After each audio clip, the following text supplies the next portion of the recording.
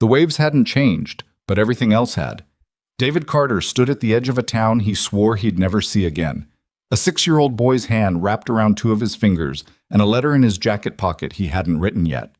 Somewhere behind the dunes, a woman who had every reason to hate him was waiting with the truth he'd spent years running from. If you've ever carried guilt that wasn't fully yours to carry, stay with me to the end. Like this video? Drop a comment with the city you're watching from. I read every single one. David Carter had been awake since 4 in the morning, though the sun didn't bother showing up until almost 7. He sat in the driver's seat of a rental car that smelled like pine air freshener and somebody else's cigarettes, watching the gray Atlantic light creep over a town called Mill Haven like it was apologizing for something. In the back seat, his son Eli was still asleep, head tipped against the window, mouth open, one shoe off for no reason David could ever figure out. The kid lost shoes the way other people lost car keys. David hadn't planned on stopping the car this long. He'd told himself the whole drive down from Richmond that he'd get in, handle what needed handling, and get out before the town had a chance to recognize him. But here he was, parked across from a diner that used to serve the worst coffee in 3 counties, staring at a building that hadn't changed paint colors in 8 years, and he couldn't make his hands move toward the ignition. "Dad?" Eli's voice came out thick with sleep. "Are we there?" "We're there," David said. "Just sitting for a second." "Why?" "Because sometimes you need a second." Eli accepted this the way 6-year-olds accept most things adults say, without much interest, already moving on to the next question. "Can we get pancakes?" "Yeah, bud, we can get pancakes." The diner was called Sal's, and it was exactly as bad as David remembered, which was somehow comforting. The waitress who took their order had a name tag that said Donna and a face that suggested she'd been called worse than tired. She didn't recognize him, which was a relief, because David wasn't sure he had the energy to explain who he was or why he was back. Eli ate his pancakes with the focused intensity of a surgeon, and David picked at eggs he didn't want, his phone sitting face down on the table like it might bite him. He'd been putting off looking at it since the message came in 2 days ago. He already knew what it said. He'd read it 4 times before shoving the phone in his pocket and pretending he hadn't. It was from Victoria Hale. He hadn't heard that name spoken out loud in 6 years, not since the night everything fell apart in a kitchen that smelled like burnt garlic and unsaid things. Victoria was the mother of the woman David had once believed, with the kind of certainty young men mistake for wisdom he would spend the rest of his life with. Her name was Claire. David didn't let himself think it often. He'd trained himself out of it the way you train yourself out of touching a bruise, except some bruises don't actually heal. They just stop hurting if you're careful enough not to press on them. The message had been short. Victoria Hale wasn't a woman who wasted words, not in business, and apparently not in personal catastrophe either. "David, I know it's been a long time, and I know you have no reason to answer this, but I need to see you. There are things I should have given you a long time ago, and I'm not getting any younger about waiting for the right moment. Please come to the house. Tomorrow, if you can. V." He'd read somewhere that Victoria Hale ran one of the largest logistics and shipping conglomerates on the East Coast now that she sat on boards, that business magazines used words like formidable and uncompromising to describe her. None of that surprised David. What surprised him was the tone of the message. There was no command in it, no corporate polish. It read like something written by a person standing at the edge of a decision they'd been circling for years. "You okay?" Eli asked, syrup on his chin, watching his father with the unsettling perceptiveness kids have when you least want them to have it. "Yeah," David said. "Just thinking about a friend I used to have." "Is that why we drove so far?" "Something like that." After breakfast, David drove them to the small rental house he'd booked online, a single-story place 2 streets back from the water with a porch that sagged in the middle and curtains that smelled like someone else's detergent. He got Eli settled with a tablet and a bowl of crackers, told him not to leave the porch, and stood outside for a long moment with his phone in his hand before he finally called the number at the bottom of the message. Victoria picked up on the second ring. "David?" Just his name. No greeting, no pleasantries. Her voice was lower than he remembered, or maybe it had always been that low, and he'd just forgotten, the way you forget the specific weight of things you used to carry every day. "Victoria," he said, "I got your message." "I assumed you would. You were never the type to ignore something that scared you. You just took a long time to face it." David almost laughed. It wasn't funny, but it was so exactly like her that something in his chest loosened slightly. Is that an insult or a compliment? With me, it's rarely just one thing. A pause. Can you come today? This afternoon? I have my son with me. Bring him if you need to. Or don't, if you'd rather he not be there. I have a woman who comes by. Marisol, she's wonderful with children. She could watch him in the kitchen while we talk. David rubbed his eyes. He hadn't expected logistics. He didn't know what he'd expected. Anger, maybe. Some version of the ice that had existed between them the last time they spoke, the night Claire had stood in her mother's kitchen with red eyes and her arms crossed like a wall, and Victoria had looked at David like he was something she needed to remove from her daughter's life as efficiently as possible. 3 o'clock, David said. I'll bring Eli. He's good. He won't be any trouble. I never thought he would be. Another pause, longer this time. Thank you for calling, David. I wasn't sure you would. She hung up before he could respond, which was very much like the Victoria he remembered. Always one step ahead, always closing the conversation on her own terms. David stood on the porch for a while after that, looking out at a strip of gray ocean visible between two houses, trying to figure out what he was walking into. He hadn't told anyone he was coming to Millhaven, not really. His sister Mara knew, because Mara always knew everything, but she'd just told him to be careful and to call her if it got to be too much. His ex-wife, Eli's mother, a separate and entirely different kind of complicated, didn't know because it wasn't her business anymore. Not since the divorce 2 years ago had quietly, almost gently, ended a marriage that had never quite caught fire to begin with. David had loved her the way you love a good friend you've decided to build a life with. It hadn't been enough in the end, for either of them, but at least they'd parted without the wreckage that usually came with these things. They shared custody. They were civil. Eli was happy, mostly, which was the only metric David really cared about anymore. But none of that. Not the marriage, not the divorce, not the years of rebuilding himself into someone who could function, had touched the place inside him that still belonged to Claire Hale. He'd loved her first, before he knew what love was supposed to cost, and some part of him had never fully come back from losing her. He'd left Millhaven 6 years ago believing, with the absolute conviction of a 26-year-old who didn't yet understand how complicated truth could be, that he was the one who'd ruined everything. He'd been distant that last year, buried in work, scared of a future he didn't think he deserved. He'd said things in the worst arguments that he still woke up cringing over.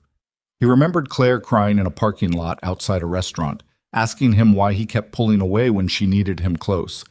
And David hadn't had an answer, because the honest one, that he didn't think he was good enough to keep her, was too embarrassing to say out loud. So he'd left. Not just the relationship, the town, the job he'd had there, the friends they'd shared. He'd packed 2 duffel bags and driven north, and told himself it was for the best, that Claire deserved someone who wasn't so broken, and he'd built an entire identity afterward on the foundation of that guilt. He was the man who destroyed something good because he wasn't enough. It was a story he'd told himself so many times it had become indistinguishable from fact.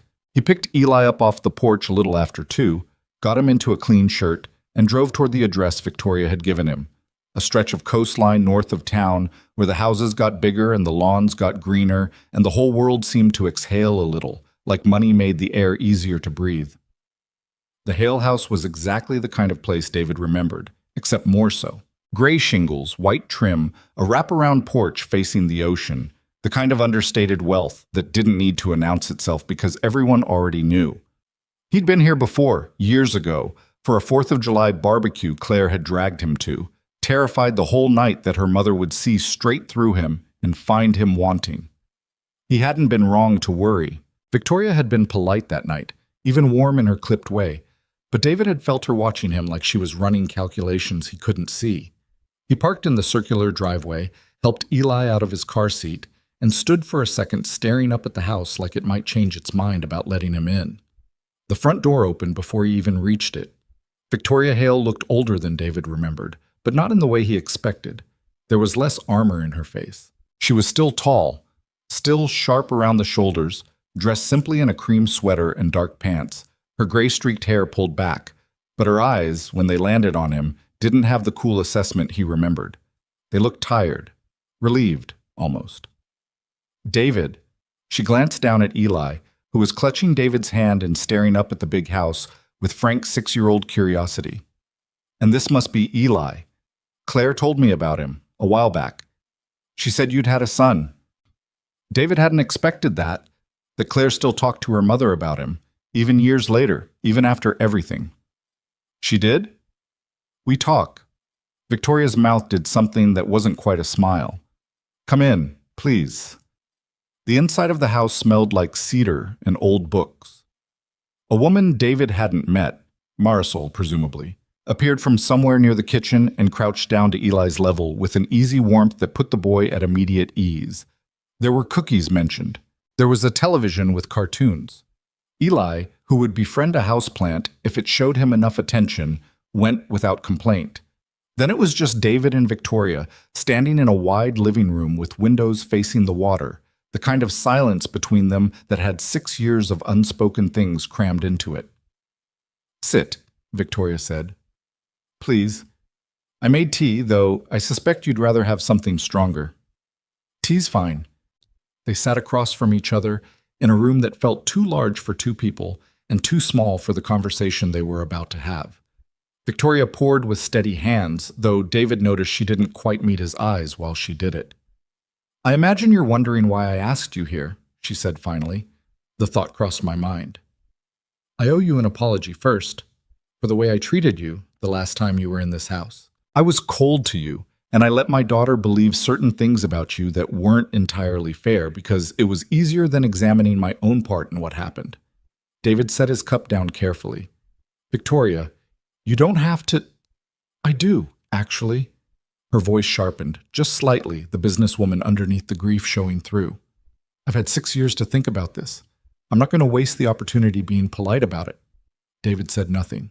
He'd learned, somewhere in his 30s, that sometimes the kindest thing you could do for someone was just let them talk. When you and Claire ended things, I told myself a very simple story, Victoria continued. You left. You were scared. You were emotionally unavailable. You couldn't commit. And you broke my daughter's heart on your way out the door. It was a comfortable story.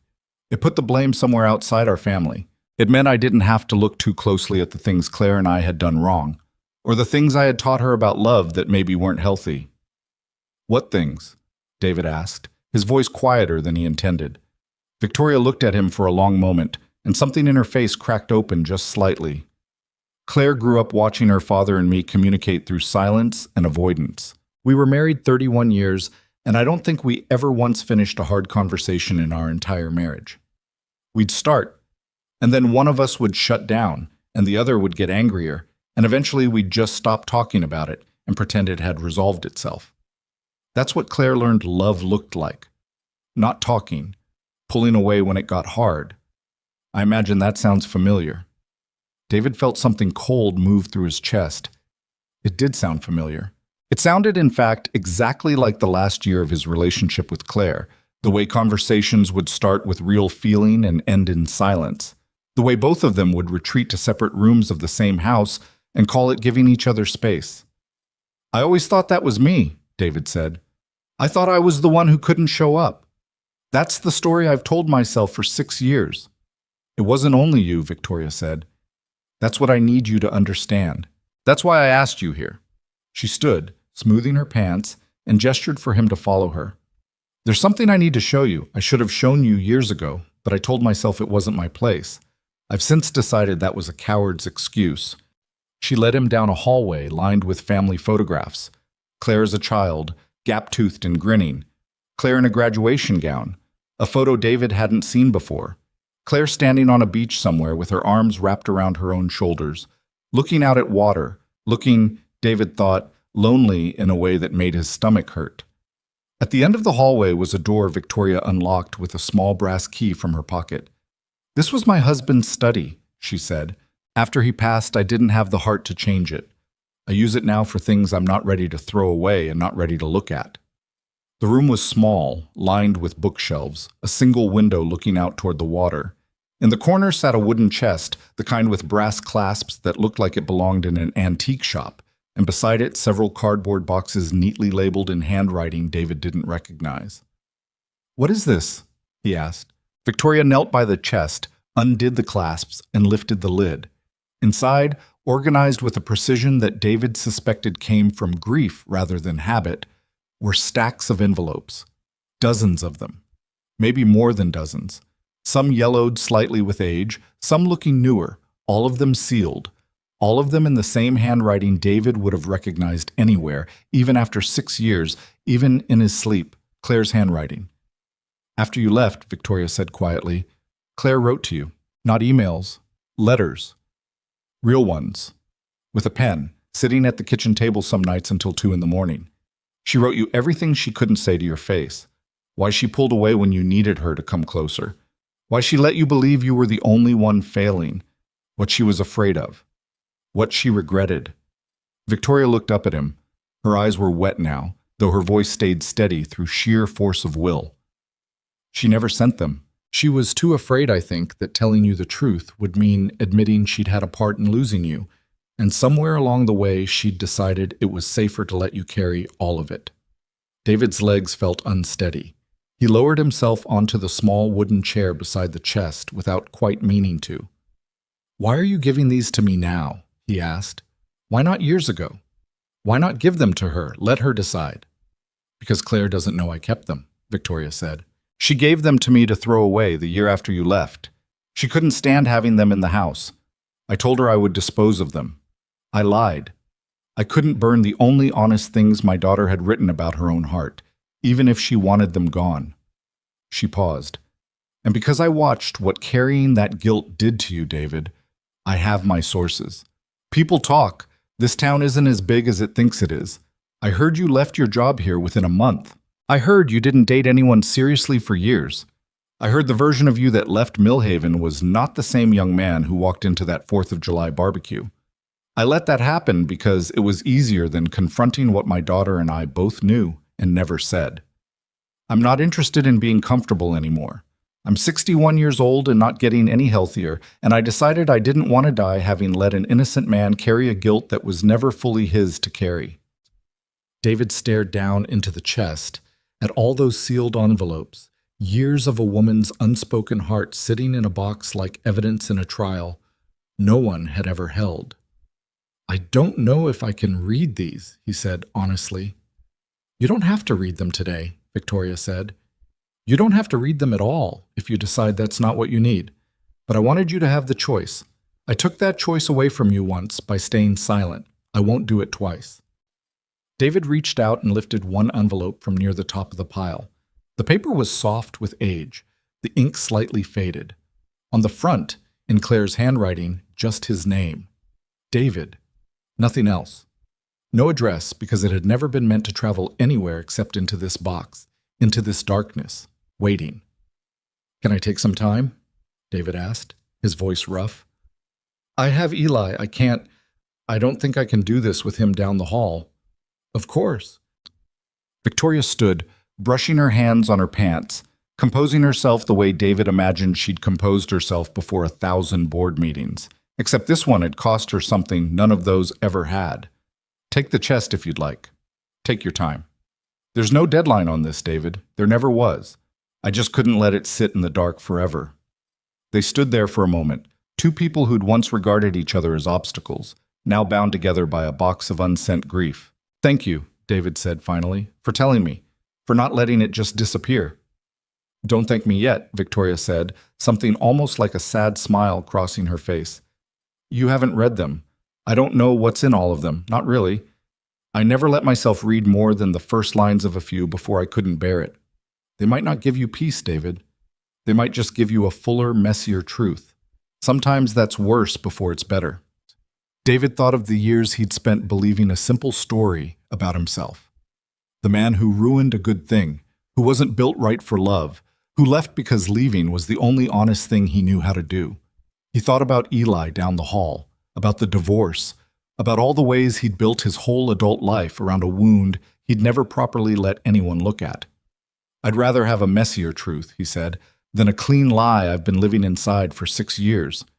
Victoria nodded slowly, like that was the answer she'd been hoping for, and together they carried the chest out to David's car, while Eli, oblivious and sticky with cookie crumbs, waved goodbye to Marisol like they were old friends. David buckled his son into his car seat, loaded the chest into the trunk like it weighed considerably more than its actual size suggested, and stood for one more moment in the Hale driveway, looking back at the house, at the woman standing in the doorway with her arms wrapped around herself against the ocean wind.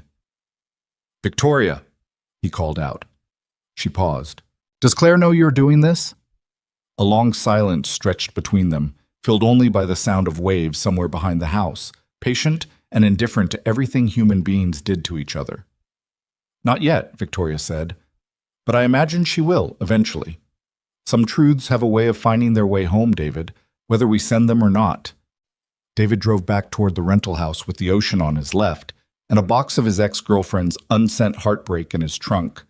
Eli humming some tuneless song in the back seat, completely unaware that his father's entire understanding of himself was about to be taken apart, letter by letter, in the days that followed.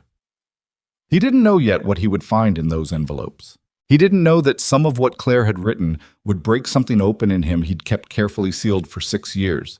He didn't know that understanding, when it finally came, would hurt in a different way than guilt ever had. Quieter, sadder, but somehow survivable in a way the guilt never was. All he knew, pulling into the driveway of the little rental house with the sagging porch, was that he wasn't the same man who had driven into Millhaven that morning, and the chest sitting in his trunk, full of a truth 6 years too late, was only the beginning. Eli fell asleep within 10 minutes of the car moving, the way he always did, like someone had flipped a switch behind his eyes.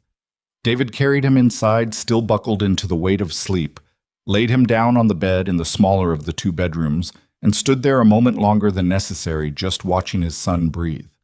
There was something about a sleeping child that made the rest of the world's noise quiet down, even if only for a minute. David needed that minute. He needed several of them. He went back out to the car for the chest. It was heavier than it looked, or maybe it just felt that way because of what was inside it, the way grief has a strange physics that makes paper weigh more than it should. He carried it through the front door and set it down in the middle of the living room floor, then stood over it with his hands on his hips like it might do something unexpected if he looked away. He didn't open it right away. He made coffee he didn't drink. He checked on Eli twice. He sat on the porch for 15 minutes watching the neighbor's cat stalk something invisible in the grass. He realized eventually, stalling the way he used to stall before difficult conversations with Claire, circling the thing instead of walking into it, telling himself he was being careful when really he was just being afraid. "Okay," he said out loud to no one. "Okay." He sat down on the floor in front of the chest, the way he used to sit on the floor of Claire's apartment back when they were 25 and broke and happy in a way he hadn't fully appreciated until it was gone, and he opened the lid. The envelopes were arranged in no particular order that he could tell, just stacked the way grief stacks things, urgently, without much thought for organization, because organizing implies you plan to look at it again someday. He picked up the one closest to the top. "David," the front read, nothing else. He turned it over. The seal was still intact, 6 years old, the glue gone slightly brittle. He broke it open. The letter was dated about 3 weeks after he'd left Millhaven. Claire's handwriting was smaller than he remembered, tighter, like she'd been trying to fit more truth into less space. "David, I keep starting this letter and then stopping because every time I write something honest, I get scared and tear the page up. This is my 4th try. I'm not tearing this one up. I don't care how bad it sounds. I told my mother you left because you were scared of commitment. That's not entirely true. You were scared, yes, but I don't think it was commitment you were scared of. I think you were scared of being seen, really seen, the way I was starting to see you, tired, unsure, not as put together as you wanted me to think you were. And instead of telling you that I saw all of that and loved you anyway, I got quiet. I let you think my silence meant disappointment. It didn't. It meant I didn't know how to say, I see you struggling and I'm not going anywhere, without sounding like I was managing you, like you were a problem I was trying to fix instead of a person I loved. I'm sorry I let you believe my silence was judgment. It was actually just fear, wearing a different coat." David put the letter down on his knee and sat very still. He remembered that period she was talking about, the months before the end, when he'd been working 60-hour weeks trying to prove something to himself, coming home late, snapping at small things, apologizing badly, and Claire had gotten quieter and quieter until her quiet felt like a held breath he couldn't release no matter what he did. He'd interpreted that silence exactly the way she'd predicted he would. He thought, she's pulling away because she's realizing what I actually am. He had never once considered that her silence might have been fear instead of judgment. He had simply absorbed it as confirmation of everything he already believed about himself. He opened a second letter. This one was dated almost 2 months after the first, the handwriting looser, more urgent. David, I had a dream last night that you came back and I didn't know what to say to you. I woke up and just lay there for an hour feeling like an idiot because you're not coming back. I made sure of that, didn't I? I told you to go. I remember the exact words.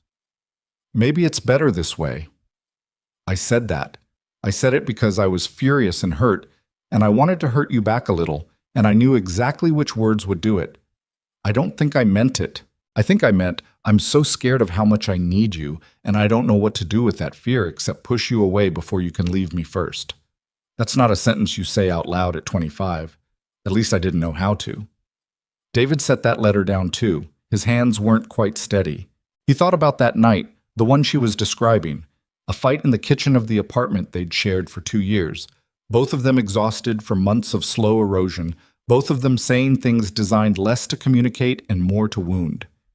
He remembered Claire's face when she said, maybe it's better this way. The flatness of it, like she'd already decided, like there was no version of the conversation that ended differently. He had taken that flatness as proof.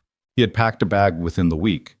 He hadn't known, how could he have known, that the flatness was a mask, that underneath it was the same fear he'd been carrying, just dressed differently, performing differently, but rooted in the exact same place. Two people, equally terrified, speaking two different dialects of the same panic, each one certain the other had already left first in their heart. He kept reading. There were letters about small things, a song that came on the radio that made her cry in a parking lot, a mutual friend's wedding she didn't attend because she couldn't stand the questions about David, a stretch of 3 days where she didn't get out of bed except to go to work and back. There were letters about big things, her therapist, the one she finally started seeing 8 months after he left, telling her that she had a pattern of testing people by pushing them away to see if they'd fight to stay, and that David had simply done what everyone in her life had always done when tested that way. He'd left. Not because he didn't love her enough, because nobody had ever taught either of them how to stay through that kind of test. David read 12 letters that first night, sitting on the living room floor of a rental house 2 streets from the ocean, his phone forgotten, his coffee gone cold, his son asleep down the hall, completely unaware that his father was slowly being taken apart and put back together by paper and ink. Around midnight, he stopped. Not because he wanted to, but because his eyes had started blurring and his chest had developed a tightness that felt dangerously close to something he didn't want to deal with alone in an unfamiliar living room at midnight. He put the letters back, carefully, the way you'd handle something that might shatter, and sat with his back against the couch for a long time, staring at nothing. He didn't sleep well. He kept hearing fragments of Claire's sentences in his head, rearranging themselves, colliding with his own memories until he could no longer be entirely sure which version of events was real, the one he'd carried for 6 years, or the one slowly emerging from a wooden chest full of things she'd never meant for him to see. Eli woke him up the next morning by climbing onto his chest and asking, with the particular gravity of a 6-year-old who has decided something is very important, whether they could go see the ocean today. Yeah, David said, his voice rough with sleep and the residue of too much feeling. Yeah, we can go see the ocean. They spent the morning on the beach. Eli collected shells with the seriousness of a man assembling a museum collection, narrating each find in a running commentary David only half listened to, his mind circling back again and again to the letters waiting for him at the house. He watched his son chase a wave out and then run from it, shrieking with delight as it chased him back. And David thought about the version of himself that had walked into Millhaven a day ago, believing one simple story about why he was the man who couldn't keep love. He wasn't sure that man existed anymore. He wasn't sure who had replaced him yet, either. His phone rang around noon. Victoria. I wasn't going to call, she said, when he picked up. I told myself I'd give you space. I'm calling anyway. I'm 61, David. I've earned the right to be a little impatient. David laughed despite himself, sitting on a beach towel while Eli dug a hole nearby with grim determination. I read some of them last night. How many is some? 12. Victoria was quiet for a second. How are you? Honestly, I don't know yet. It's like finding out a movie you've watched 50 times had an entirely different ending that nobody told you about. He rubbed his eyes. I always thought I was the only one who broke it. I built a lot of my life around that idea, that I was the problem, that I left because something was wrong with me that made me incapable of staying. And now? Now I'm not sure anymore. It's not better, exactly. It's just different, heavier in a different place. I know that feeling, Victoria said. I lived inside it for 31 years with my husband, and another 6 watching what it did to my daughter and to you, even from a distance. I'm not going to pretend the truth is comfortable, David. I just believe it's better than the alternative. Why didn't Claire ever send them? David asked. It was the question that had been sitting underneath everything since the night before. If she felt all of that, if she wrote all of that down, why keep it locked away? Victoria sighed, and David could hear the weight of years in it. Because admitting fault out loud to the person you hurt, that requires a kind of bravery most people don't have access to, especially not at 25, especially not when they're also hurting. It's easier to let someone believe they're the villain. It lets you stay the victim. I'm not saying that to be cruel about my daughter, David. I did the exact same thing with her father for 31 years. We are not, as a family, very good at this particular kind of honesty. I'm trying to be better at it now, in whatever years I have left. David watched Eli stack wet sand into something that might have been intended as a castle, might have been intended as nothing at all, just the pure physical joy of building something only to watch the tide eventually take it back. Does she know I'm here? David asked. In Millhaven? Not for me, Victoria said. But this town has a memory, David. Someone will have seen you at Sal's by now. Someone will mention it to someone who knows her. I'd be lying if I said I thought you had much time before word reached her, one way or another. What happens if she finds out before I'm ready? I don't know, Victoria admitted. I genuinely don't know how she'll react to any of this. I've thought about telling her myself for months, and every time I get close, I lose my nerve. That's its own kind of cowardice, I suppose. I gave the letters to you before I gave her the truth about keeping them. Maybe that's backward.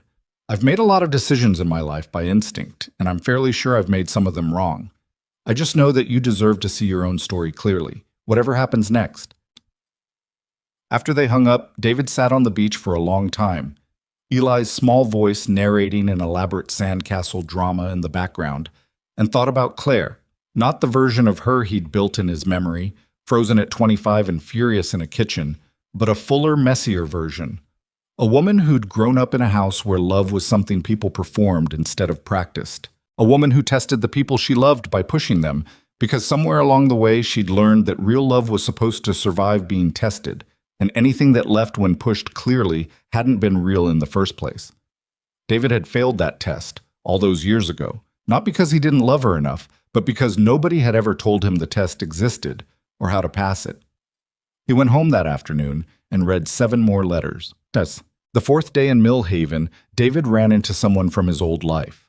He was at the hardware store picking up a few things for the rental house, a light bulb, batteries, something to fix the screen door that kept sticking, when a familiar voice said his name from behind a display of paint cans. David Carter. I'll be damned.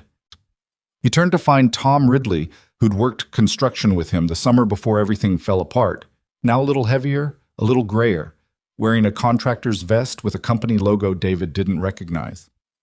Tom. David shook his hand, genuinely glad to see him, surprised by how glad. It's been a while. 6 years, man. You disappeared off the face of the earth. Heard you went up north. Tom looked him over, the way old friends do, cataloging the changes. You look tired, brother. Long story, David said. You got time for coffee? I close up the truck in 20 minutes.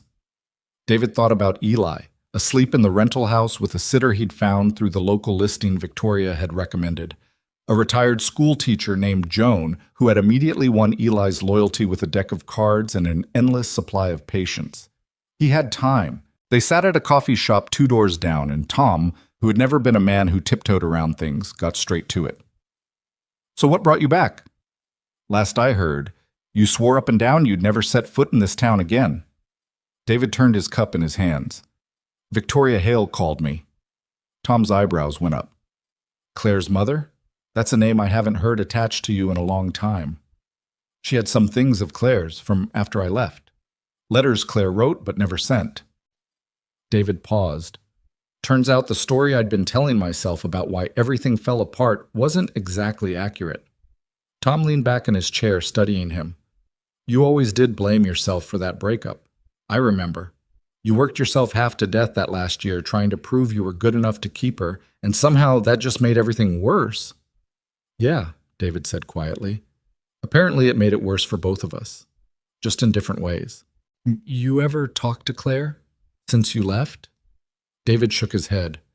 Not once. Not a call, not a text. Nothing. I figured that was the kindest thing I could do, get all the way out of her life so she could move on properly.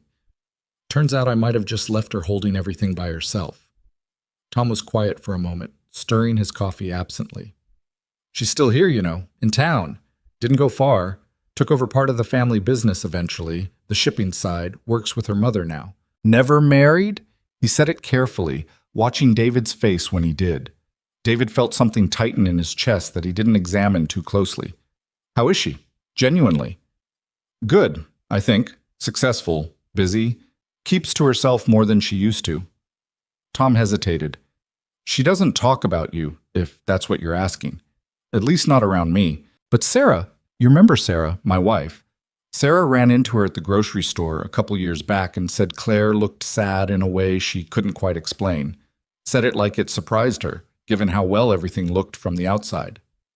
David didn't say anything for a while.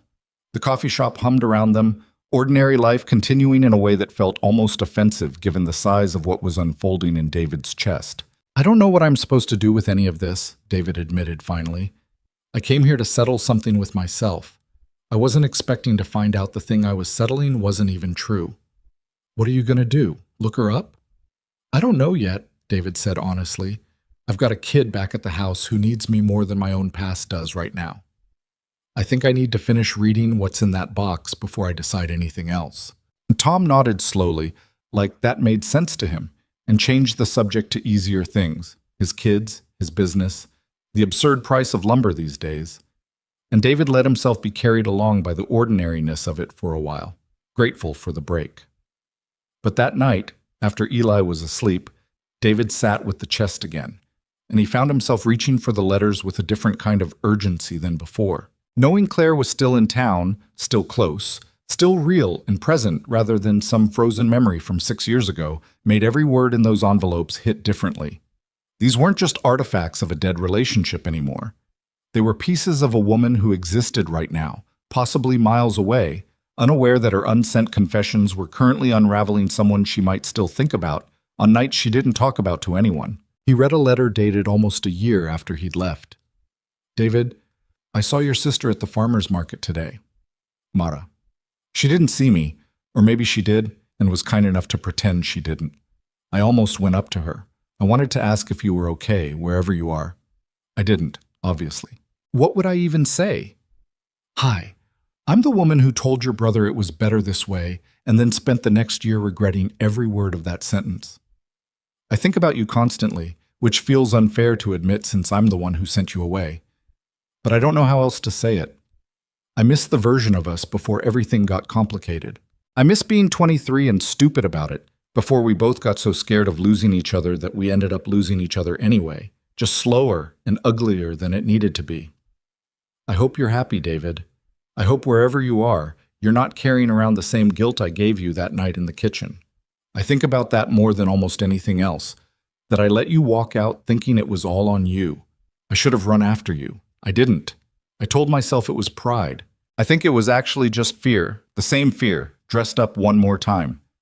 David put the letter down and pressed the heel of his hand against his eyes. He thought about all the nights since he'd left Millhaven, the apartment he'd rented in Richmond that he'd never quite made feel like home, the relationships he'd started and quietly sabotaged before they could get serious, the way he'd thrown himself into his marriage with Eli's mother determined to prove he could be steady, reliable, present, only to discover that he'd built that marriage on the foundation of trying to outrun a guilt rather than actually loving someone for who they were. He thought about how often, lying awake at 3 in the morning, he'd replayed that final fight with Claire and concluded, every single time, the same verdict. You weren't enough, and you knew it, and you left before she could find out for herself. He had never once considered that Claire might have spent those same sleepless nights replaying the same fight and arriving at her own verdict. I tested him because I was terrified, and he failed because nobody ever taught him the test existed, and it's my fault as much as his. 2 people. Same wound, different sides of it. Both convinced they alone carried the blame. By the end of the first week, David had read almost half the letters. He started keeping a small notebook beside him as he read. Not to record anything specific, just because writing things down had always helped him process, even as a kid. He found himself writing fragments. Not my fault alone. Not her fault alone. 2 scared people who didn't know how to ask for what they needed. He wrote, I left because I believed leaving was honest. She stayed silent because she believed silence was safe. Neither of us was right. Neither of us was a villain. Eli, blessedly unaware of the seismic shift happening in his father's understanding of himself, spent his days building an increasingly elaborate relationship with the ocean, collecting an alarming number of shells, and asking Joan the babysitter so many questions about how tides worked that she eventually printed out a children's diagram from the library just to keep up. One evening, after Eli had gone to bed, David called his sister Mara. You sound different, she said almost immediately, before he'd said more than hello. Different how? I don't know. Lighter and heavier at the same time. What's going on down there? David told her about Victoria, about the letters, about the slow dismantling of the story he'd lived inside for 6 years. Mara listened without interrupting, which was rare for her, and when he finished, there was a long pause on the line. I always hated that story you told yourself, she said finally. The one where you were the villain. I used to want to shake you. You were 25, David. You were scared and overworked, and nobody taught either of you how to fight fair. That doesn't make you a monster. It makes you human. I know that now. Sort of. I'm still figuring out how to actually believe it, instead of just understanding it intellectually. That's normal. Believing things in your chest takes longer than believing them in your head. Mara was quiet for a second. Are you going to see her, Claire? David looked toward the window, toward the dark shape of the ocean, somewhere beyond the houses, invisible at this hour, except for the sound of it. I don't know, he admitted. Part of me wants to. Part of me thinks showing up after 6 years with a box of her own secrets might be the worst possible thing I could do to her. She didn't choose to have these read. Her mother made that choice for her. That's true, Mara said. But you also didn't choose to spend 6 years thinking you destroyed something good all by yourself. Maybe at some point the kindest thing isn't protecting her from an uncomfortable conversation. Maybe it's just being honest, the way neither of you knew how to be back then. David didn't have an answer for that yet. He told Mara he loved her, promised to call again soon, and sat alone in the quiet living room for a long time after they hung up. The chest open beside him, more letters waiting, more of Claire's unguarded heart spread out across years he hadn't known about, each one chipping away at the simple, punishing story he'd built his whole adult identity on top of. He picked up another envelope. This one was dated almost 3 years after he'd left, recent enough that the ink looked barely faded at all. David, I don't even know why I'm still writing these. Maybe because some part of me needs somewhere to put all of this that doesn't involve actually facing it. My therapist says I have a pattern of doing that. Keeping feelings in boxes instead of rooms, she says, where at least they'd have to breathe a little. I told her that was a strange way to put it. She told me to write you a letter about it. So here I am. I think I finally understand what happened between us. I don't think you left because you stopped loving me. I think you left because I made loving you feel like a test you were destined to fail, and you got tired of failing it. I wish I could go back and tell 23-year-old me that real love isn't supposed to be a test at all. I wish someone had told me that before I learned it the hard way, by losing the person I loved most in this world over a lesson I didn't even know I was teaching. I hope, wherever you are, you found someone who doesn't need you to pass any tests. You deserved that a long time ago. David sat with that letter in his lap for a long time, the house quiet around him, his son asleep down the hall, the ocean somewhere out there in the dark, patient and endless, carrying its own secrets in and out with every tide. He thought about Victoria's words from that first afternoon. They might not give you peace, they might just give you a fuller, messier truth, and understood, finally, exactly what she'd meant. The guilt wasn't gone, but it had changed shape. It no longer sat in his chest like a verdict. It sat there now like a question, one he wasn't sure yet how to answer, but one that no longer felt like it belonged to him alone. He closed the letter carefully, set it back with the others, and for the first time in longer than he could remember, fell asleep without the familiar, exhausting weight of believing he was the only one who'd broken something beautiful. David woke up the next morning with the letter still on his mind, the way a song gets stuck behind your eyes instead of your ears. Eli wanted waffles. David made waffles, badly, burning the first two before he got the iron's timing right, and Eli ate them anyway, with the forgiving appetite of a child who didn't yet understand that food could be judged. "You're quiet today," Eli said, syrup dripping off his fork in a way that suggested gravity was about to become David's problem. "Are you sad about your friend again?" David caught the syrup with a napkin before it hit the table. "A little. But it's a good kind of sad, I think. Does that make sense?" Eli considered this with the seriousness he gave most things. Like when a movie ends and it's sad, but you're glad you watched it. Exactly like that, bud. He took Eli to the small public library in town that afternoon, mostly because Joan wasn't available, and partly because he needed somewhere that wasn't the rental house, somewhere the chest of letters couldn't follow him with its quiet gravitational pull. Eli disappeared into the children's section with the focus of a man on a mission, and David sat near the window with a paperback he wasn't really reading, watching the parking lot, his mind elsewhere. That was where Victoria found him. He didn't see her come in. He only looked up because Eli, returning with an armful of books about sharks, stopped dead and stared at the tall woman standing a few feet away with an expression of polite, careful neutrality. "David," Victoria said, "Joan mentioned you might be here. I hope it's all right that I came." "Of course." David stood, surprised, glancing at Eli, who was now studying Victoria with the open curiosity of a child trying to figure out where an adult fit into his world. "Eli, this is Victoria. She's a friend." "Hi," Eli said. "I found a book about hammerhead sharks. Did you know their eyes are on the sides of their heads so they can see almost all the way around?" "I did not know that," Victoria said, and something in her face softened in a way David hadn't seen yet, not even in the quiet moments at the house. "That sounds like a very useful book. Maybe you could teach me about it sometime." Eli, satisfied with this answer, wandered back toward the shark section, apparently to find more material to teach with, and Victoria sat down across from David at the small library table, folding her hands in front of her. "I won't keep you," she said. "I just wanted to tell you something in person, rather than over the phone." David's stomach tightened. "What's wrong?" "Nothing's wrong, exactly." Victoria glanced toward the children's section, where Eli's voice was rising in an animated, one-sided conversation with a librarian about shark anatomy. "Claire's coming to the house tomorrow, for dinner.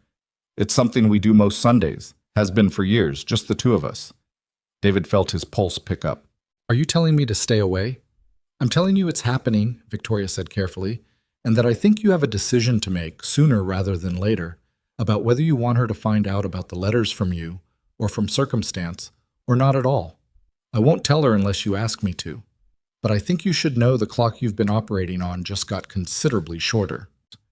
David ran a hand through his hair, glancing toward Eli, who had now recruited the librarian into what appeared to be a full presentation on shark dental structure. "I haven't finished reading them all." "You don't need to finish them to decide what you want to do," Victoria said. "I'm not pushing you toward her, David. I want to be very clear about that. I'm not trying to engineer a reunion. I'm a 61-year-old woman who made the mistake of staying silent for far too long, and I'm simply trying not to repeat that mistake by keeping you in the dark about her schedule. What you do with that information is entirely yours to decide." "Does she know I'm in town?" Victoria hesitated, which told David everything before she even spoke. "I believe she does, yes. Millhaven isn't large, and you've been seen. At Sal's, at the hardware store, on the beach with your son. I haven't told her myself, but I'd be surprised if no one has mentioned it to her by now." David sat back in his chair, feeling the floor shift slightly beneath a decision he hadn't realized he was going to have to make this soon. He'd pictured vaguely some future version of himself who had finished the letters, processed everything, arrived at some kind of peace, and only then decided whether to seek Claire out. He hadn't pictured running out the clock before he was ready. "I need to think," he said.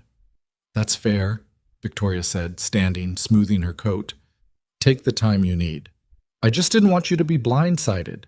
She paused, glancing once more toward Eli, who had moved on to a different librarian entirely and was now, David suspected, explaining the digestive system of a shark with considerable enthusiasm. "He's a wonderful boy, David. You've done well with him." "Thank you," David said, and meant it more than the simple words conveyed. After Victoria left, David sat at the library table for a long time, the unread paperback forgotten in front of him, his mind turning over the new information like a stone he couldn't quite get a grip on. Claire was here, in this town, 15 minutes away, possibly already aware that he was back. Tomorrow, she would walk into her mother's house for a Sunday dinner she'd had 100 times before, with no idea that her own unsent heart was sitting in a wooden chest in a rental house 2 streets from the ocean, slowly rewriting another man's understanding of everything. He collected Eli, who insisted on checking out 4 books about marine life, and drove home with his son narrating shark facts from the back seat, while David's mind raced through scenarios he had no good answer for. That night, after Eli was asleep, David didn't reach for the letters right away. Instead, he sat on the porch with a beer he didn't really want, staring at the dark shapes of houses across the street, trying to articulate to himself what he actually wanted to happen next. Did he want to see Claire?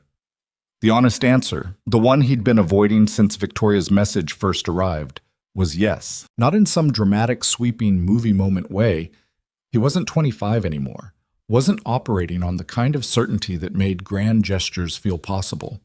But there was something underneath the guilt, something that had survived 6 years of him trying to bury it under work and marriage and divorce and fatherhood, and it had stirred awake the moment he opened that first envelope.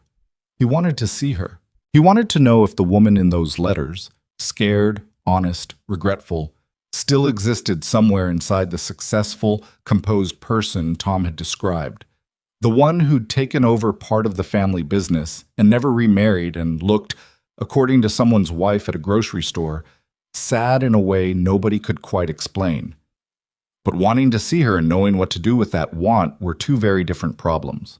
He went back inside eventually and pulled out his notebook, the one he'd started jotting fragments into as he read the letters, and wrote slowly the way you write something you're trying to convince yourself of.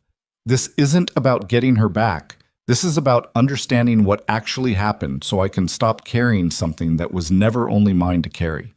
Whatever I decide to do about Claire has to come after that, not instead of it. He read 4 more letters that night, working his way deeper into the chest, into years he hadn't known about, watching Claire's voice change on the page as time passed, angrier in some places, more resigned in others, occasionally almost light, as if she'd had a good day and let herself write about something other than him for a paragraph before circling back, inevitably, to the same wound. One letter, dated almost 4 years after he'd left, stopped him cold. "David, Mom mentioned today, very casually, like she didn't think it would matter to me, that you got married. I don't know her name. I didn't ask. I went to the bathroom and threw up, which felt dramatic even as I was doing it, and then I came back to dinner and finished my plate and talked about a shipping contract like nothing had happened because that's what we do in this family. We finished the meal. I want to be happy for you. I think some part of me is. You deserve someone who shows up for you the way I didn't always know how to. I just didn't expect it to feel like this. Like a door closing on a room I didn't realize I was still standing in. I hope she's good to you. I hope you're better at letting her in than you were with me. I hope, selfishly, that some tiny part of you still thinks about the apartment with the broken radiator and the summer we drove to the coast with no plan and got lost on purpose because neither of us wanted the day to end. I think about that more than I should. I'm not writing to you to ask anything. I just needed somewhere to put this. You know where these letters go. Nowhere. That's the whole point of them." David put the letter down and sat with his head in his hands for a long moment. He remembered that summer trip vividly, the wrong turn that became the right decision, the diner they found at midnight that served pie until 2 in the morning, the way Claire had fallen asleep against his shoulder somewhere past the state line with her hand still tangled in his. He hadn't known, all those years later, that she'd thrown up over the news of his marriage. He hadn't known any of this had cost her anything at all. He'd built an entire story where he was the only casualty, where Claire had simply moved past him cleanly while he limped along carrying the wreckage alone. The letters made it very clear that wasn't true. It had never been true. He sat with that for a long time before he finally went to bed, and even then sleep didn't come easily. He kept hearing her voice in his head, the version of it on the page, scared and honest in a way the actual Claire, composed, successful, according to everyone he'd talked to, apparently never let herself be out loud anymore. Sunday morning, David made a decision he wasn't entirely sure was the right one. He called Victoria. "I want to come to dinner tonight," he said before she could say hello properly. "Not to ambush her. I'll leave the second she wants me to. But I think I need to see her, Victoria, before I read another word of those letters. I think continuing to learn everything about her from paper without ever looking her in the eye is its own kind of cowardice. The same kind I've apparently been running from for 6 years." There was a long pause on the line. "Are you certain?" "No," David admitted. "But I don't think certainty is something I'm going to get by waiting longer." "I'll need to tell her you might be there," Victoria said. "I won't spring you on her, David. That wouldn't be fair to either of you. Let me call her this afternoon, give her the choice of whether to come at all, knowing you might be there. And if she says no, then you respect that," Victoria said simply. "Some doors don't get to be opened just because you're finally ready to knock on them. She gets a say in this too." David accepted that, even though it sat uneasily in his chest, a reminder that whatever he was feeling, whatever clarity the letters were giving him, none of it entitled him to anything from Claire. She'd built a life in the 6 years he'd been gone. She was allowed to want that life left undisturbed. Victoria called back 2 hours later. Her voice sounded careful, measured in a way that told David she was choosing her words with deliberate precision. "She said yes," Victoria said. She also said, and I'm quoting her directly because I think you should know exactly what you're walking into, "I don't know if I'm ready for this, but I'm tired of not being ready for things." David closed his eyes. "That sounds like her." "It does," Victoria agreed, something almost like warmth in her voice. "Dinner's at 6. Bring Eli if you'd like, or arrange for Joan, whichever feels right to you. I'll leave that to your judgment." David arranged for Joan. Some conversations, he understood, weren't meant to happen with a 6-year-old present, no matter how good that 6-year-old was at reading rooms. He spent the afternoon in a state he didn't have a good word for. Not quite anxious, not quite hopeful. Something jittery and unresolved sitting in his chest that made it hard to focus on anything for more than a few minutes at a time. He changed his shirt twice. He told himself that was ridiculous, that this wasn't a date, that he was a 32-year-old divorced father walking into a complicated, painful conversation, not a teenager going to prom. He changed his shirt a third time anyway. He arrived at the Hale house a few minutes before 6, his stomach in a knot that hadn't loosened the entire drive over. Victoria opened the door before he knocked, her face doing something complicated.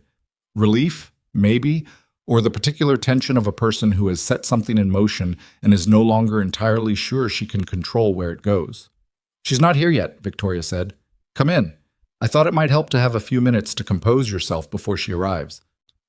David stepped into the house he'd been in only days before, though it felt like much longer, like an entirely different version of his life had walked through this door the first time.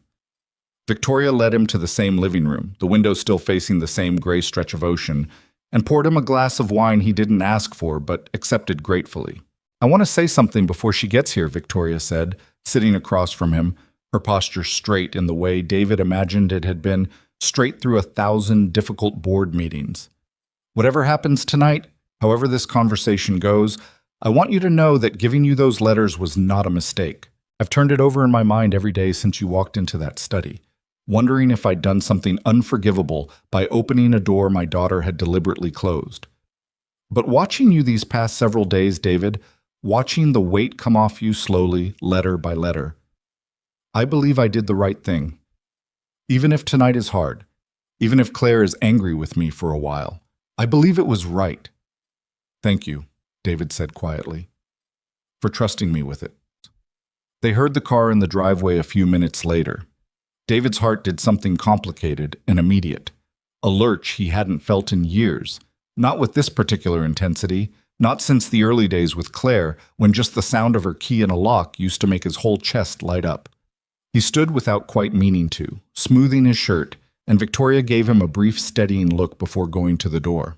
He heard them before he saw them, Victoria's voice, low and warm, and then Claire's, a sound David hadn't heard in 6 years, a sound that hit something in him so immediate and physical it nearly knocked the breath out of him.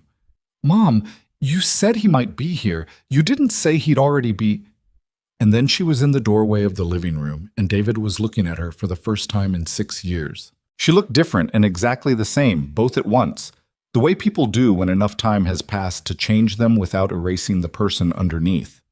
Her hair was shorter than he remembered, cut to her shoulders, and she was dressed the way David imagined she dressed for work, sharp, composed, a blazer that suggested she'd come straight from somewhere important. But her eyes, when they landed on him, lost every bit of that composure in an instant, and for a moment she just stood there, frozen in the doorway, looking at him like he was something she'd convinced herself she'd imagined. "David," she said, and her voice cracked slightly on the single syllable. "Hi, Claire." It was all he could manage, his own voice unsteady, in a way that embarrassed him. Nobody moved for a long moment. Victoria, standing slightly behind her daughter, looked between the two of them with an expression David couldn't quite read. Something between hope and dread. The look of a woman watching a decision she'd made finally come due. "I need a minute," Claire said finally, not quite looking at either of them, and turned and walked back out toward the porch. David looked at Victoria, unsure what to do. "Give her a moment," Victoria said quietly. "She'll come back.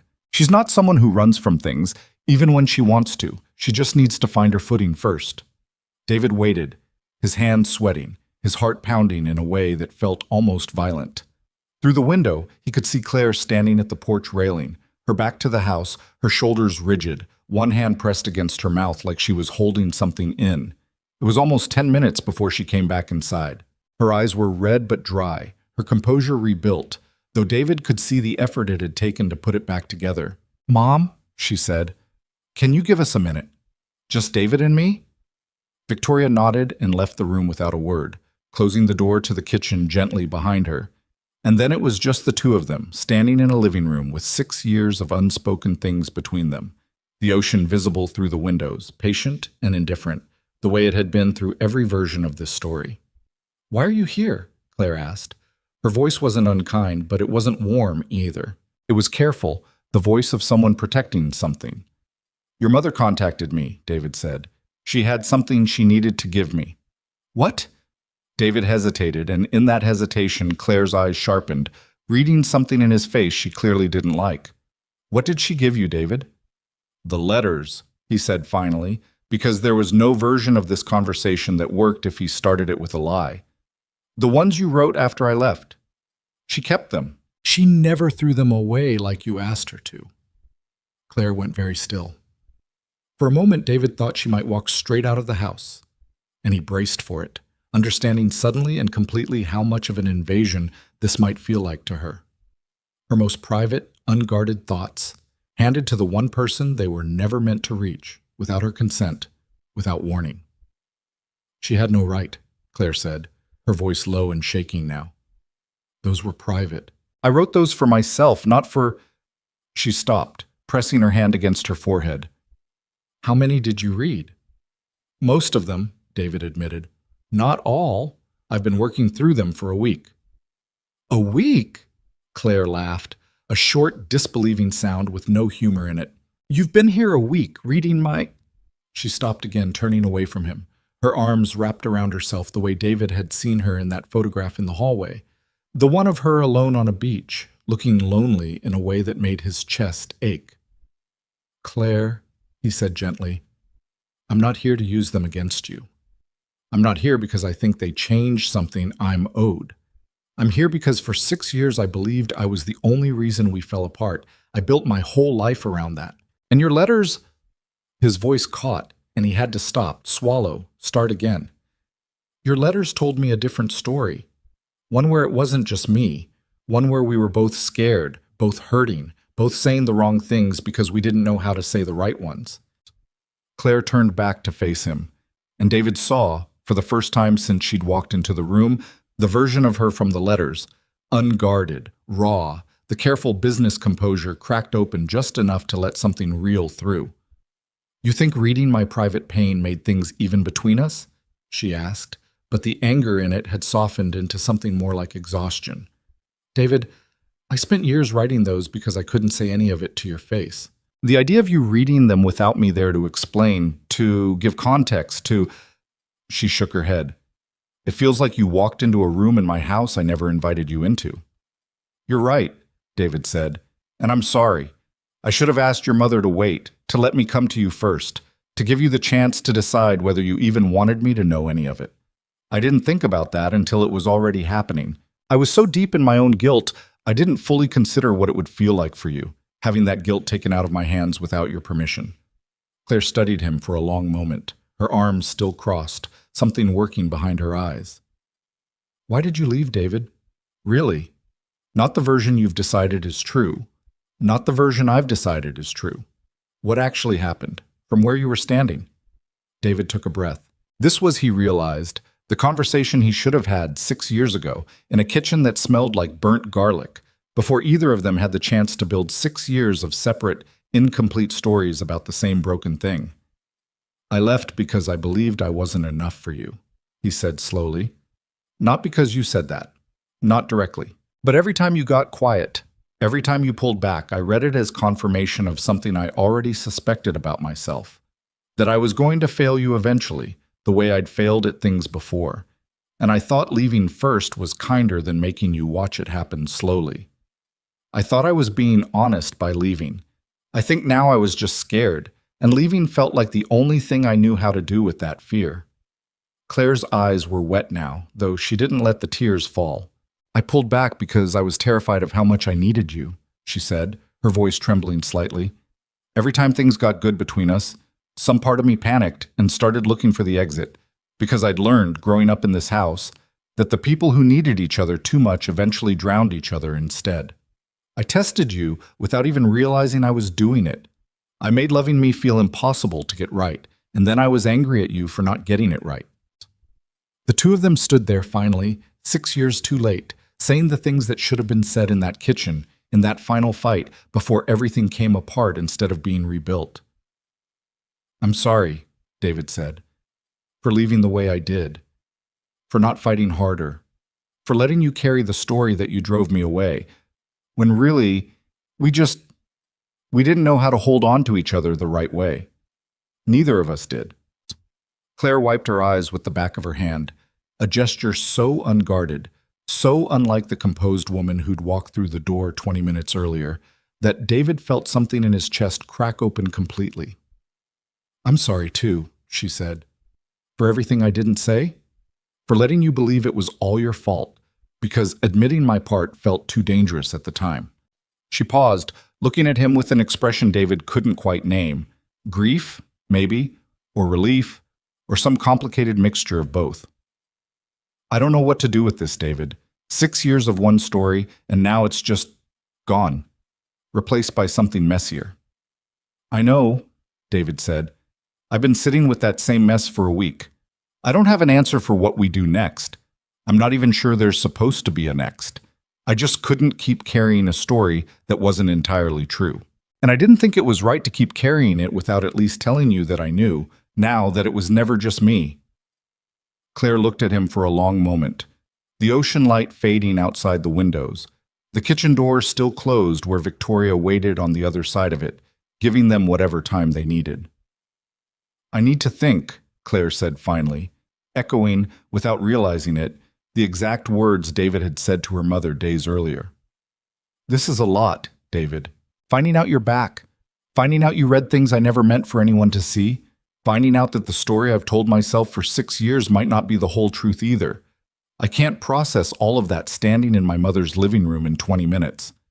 Take whatever time you need," David said. "I'm not going to push. I needed you to know, that's all. I needed you to know it wasn't just you and it wasn't just me. It was both of us, two people who loved each other and didn't know how to do it without breaking something." Claire nodded slowly, and for a moment something passed between them that wasn't quite resolution, wasn't quite peace, but was at least the beginning of something honest. The first honest moment either of them had managed to have about the wreckage of their relationship in 6 long years. "I should go," she said. "I'm not ready for dinner. Tell my mother I'll call her tomorrow." "Okay," David said. She turned toward the door, then stopped, her hand on the frame, and looked back at him one more time. "Thank you," she said quietly, "for telling me the truth, even though it would have been easier not to. Even though I'm still angry about how I found out." She paused. Maybe especially because it would have been easier not to. And then she was gone, the front door closing softly behind her, her car pulling out of the driveway a moment later, leaving David standing alone in the living room with the weight of 6 years, finally, painfully, beginning to lift, even as a new and different kind of uncertainty settled into its place. David didn't sleep much that night. He lay in the unfamiliar bed of the rental house listening to the ocean somewhere beyond the walls, replaying every word of the conversation with Claire, turning it over the way you turn over a stone looking for the side that makes sense. He kept landing on her face in that last moment before she left. The wet eyes, the careful gratitude, the door closing softly instead of slamming, which somehow felt like it meant something, though he couldn't have said exactly what. Eli woke him at 7, climbing onto the bed with the particular weightless enthusiasm of a child who'd slept 9 hours and felt fantastic about it. "You look tired," Eli said, which seemed to be becoming a theme. "Didn't sleep great, bud. Joan said we could feed the ducks at the pond today, if it's not raining." David looked out the window at a sky that couldn't decide what it wanted to do, gray clouds moving fast against patches of pale blue. "I think the ducks can wait. How about you and me, just us, today? We could do whatever you want." Eli considered this proposition with the gravity of a man being offered significant new responsibility. "Can we build the biggest sandcastle in the world?" "We can try," David said. "I make no promises about world records." They spent the morning on the beach, and David found himself grateful for the project, grateful for a task that required nothing of him except hauling buckets of wet sand and following his son's increasingly ambitious architectural instructions. Eli wanted towers. He wanted a moat. He wanted, at one point, what he described as a really big wall so the water doesn't get mad and knock it down, which struck David, despite himself, as a fairly accurate description of what he'd spent the last 6 years trying to do with his own life. "Dad, you're not listening," Eli said, exasperated, pointing at a lopsided turret that had collapsed twice already. "You have to pack it tighter, or it falls." "Ooh, you have to pack it tighter, or it falls," David repeated slowly, looking at the sand crumbling between his fingers. "That's pretty good advice, bud." "It's just sand, Dad. It's not advice." David laughed. The first real laugh he could remember having since he'd arrived in Millhaven, and ruffled his son's hair, and for an hour or two he let himself just be a father on a beach, with a kid who didn't know anything about letters or guilt or ex-girlfriends with sad eyes, and it felt like the first clean breath he'd taken in days. His phone buzzed around noon. Not Victoria, Claire. He stared at the name on the screen for a long moment before answering, his heart doing the same complicated lurch it had done the night before. "Hi," he said. "Hi." There was a pause, the sound of wind on her end, like she was outside somewhere. "I didn't sleep much." "Me neither." "I keep thinking about what you said, about both of us not knowing how to hold on to each other right." Her voice was steadier than it had been the night before, but there was something underneath it, careful and uncertain.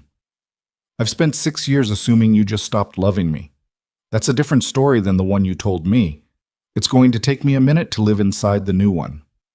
"I understand," David said. "I'm not asking you to live inside it overnight. I'm not even sure what I'm asking, honestly." "Can we talk?" Claire said. "Not at my mother's house.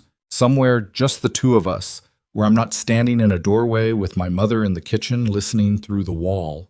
She wasn't listening through the wall, David said, though he wasn't entirely certain that was true.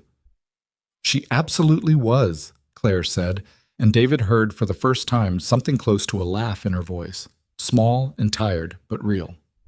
"She's incapable of not knowing things, David. It's a professional condition at this point." "Yeah," David admitted. "I noticed."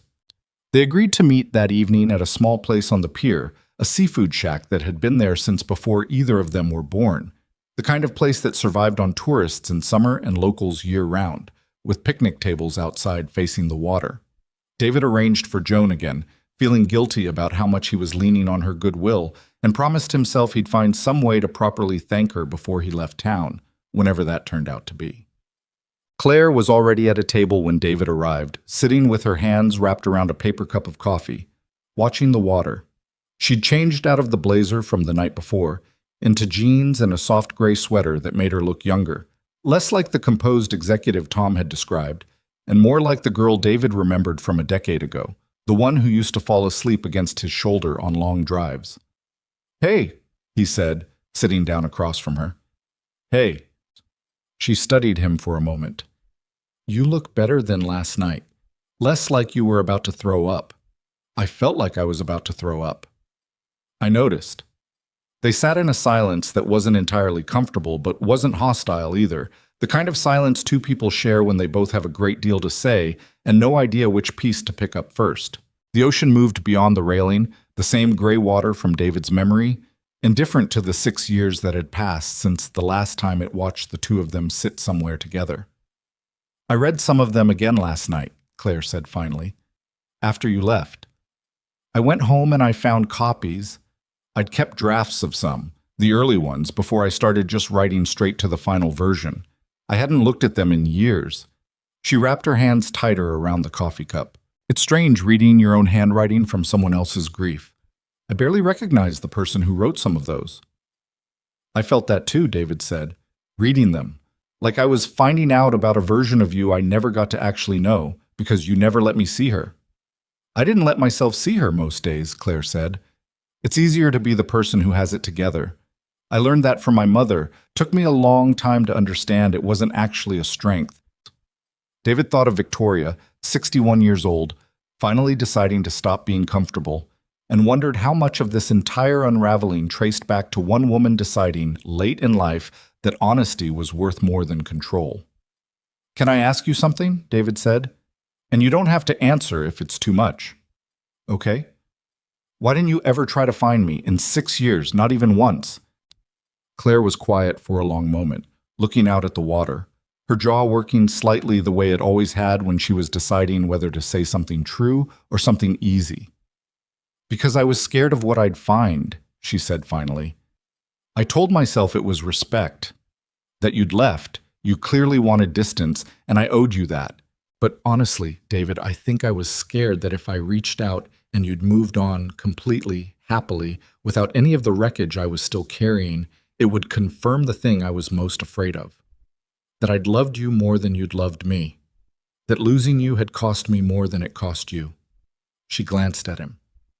"And then I heard you'd gotten married, and I told myself, well, there's your answer. He's fine. He's better than fine. Move on." "I wasn't fine," David said quietly.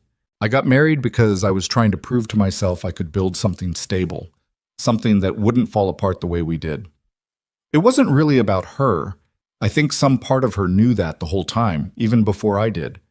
We were divorced within 3 years, amicably, mostly, but it wasn't built on anything real.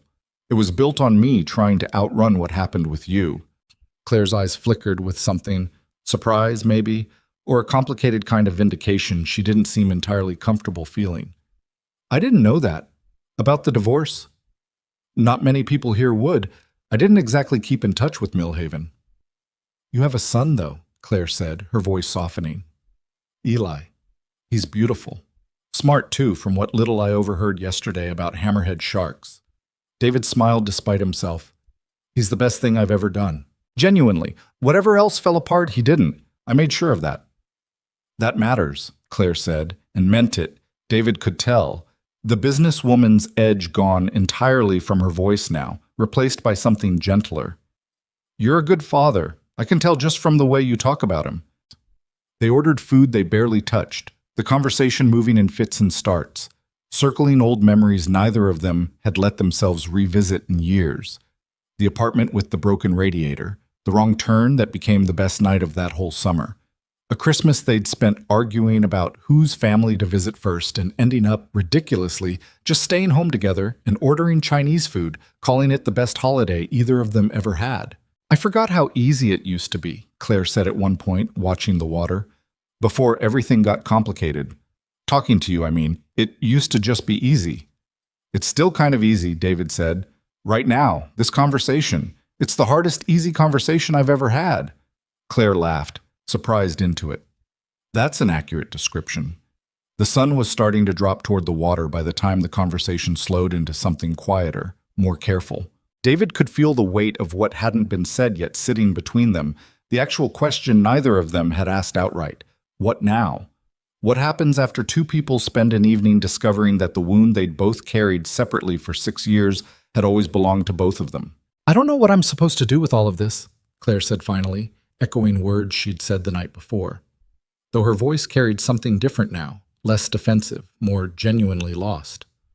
I built a whole life around the idea that I drove you away by being too much, too needy, too scared. I structured everything around not letting that happen again. I don't date much, David. I haven't in years. I told myself it was because work kept me busy, and that's partly true, but it's also because some part of me decided a long time ago that getting close to someone meant eventually losing them, so why bother starting? David's chest tightened, hearing that, recognizing in her words an almost exact mirror of the armor he'd built around himself after the divorce. The careful distance, the unwillingness to let anyone get close enough to confirm what he already suspected about his own capacity to ruin good things. I did the same thing, he admitted. Different shape, same wall. I dated a little after the divorce, but I never let it go anywhere. The second things started feeling real. I'd find some reason to pull back. I told myself I was being responsible, that I had Eli to think about, that I didn't want to bring someone unstable into his life. But honestly, Claire, I think I was just protecting myself from finding out I'd fail again, the way I believed I'd failed with you. They sat with that for a while. Two people who had spent 6 years building separate, nearly identical fortresses out of the same broken thing, neither of them aware the other one was doing exactly the same. I'm not saying any of this to make a case for something, David said carefully. I want to be really clear about that. I'm not here trying to win you back, Claire. I came to Millhaven to put something to rest, and your mother gave me a truth I didn't expect, and that truth led me here to this table, tonight. But I'm not assuming that truth means we're supposed to pick up where we left off. That would be its own kind of unfair, rushing towards something just because the old guilt finally cracked open. Claire studied him for a long moment, something working behind her eyes. I appreciate you saying that, she said, because I don't know what I want yet, David. Honestly. 2 days ago, I thought I had my whole life figured out, sad in places, but stable, manageable. Now I don't know what's stable and what isn't. I need time. Real time, not performative time where I say I need space and then call you in 3 days because I can't help myself. Take whatever you need, David said. I mean that. I'm not going anywhere. Well, I am. Eventually, I have a son and a life back in Richmond I have to get back to. But emotionally, I'm not going to push you toward anything you're not ready for. Claire nodded slowly, and something in her shoulders relaxed slightly, like she'd been bracing for a different kind of conversation, one with more pressure in it, and was relieved to find this one didn't carry that weight. Can I ask you something now? She said. Of course. What changed for you? Reading the letters, I mean. What's different in you now than the man who walked into my mother's house a week ago? David thought about that question seriously before answering, turning it over the way Eli turned over shells on the beach, looking for the right angle to understand it from. I used to think guilt was the price I had to keep paying for leaving, he said finally.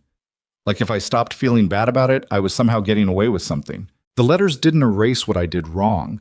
I still left. I still didn't fight hard enough. I still let you believe my silence was confirmation instead of explaining what was actually going on in my head. But they showed me I wasn't the only architect of what fell apart. And once I understood that, the guilt stopped feeling like punishment I deserved and started feeling like something I could actually set down. Not forget, just set down. There's a difference.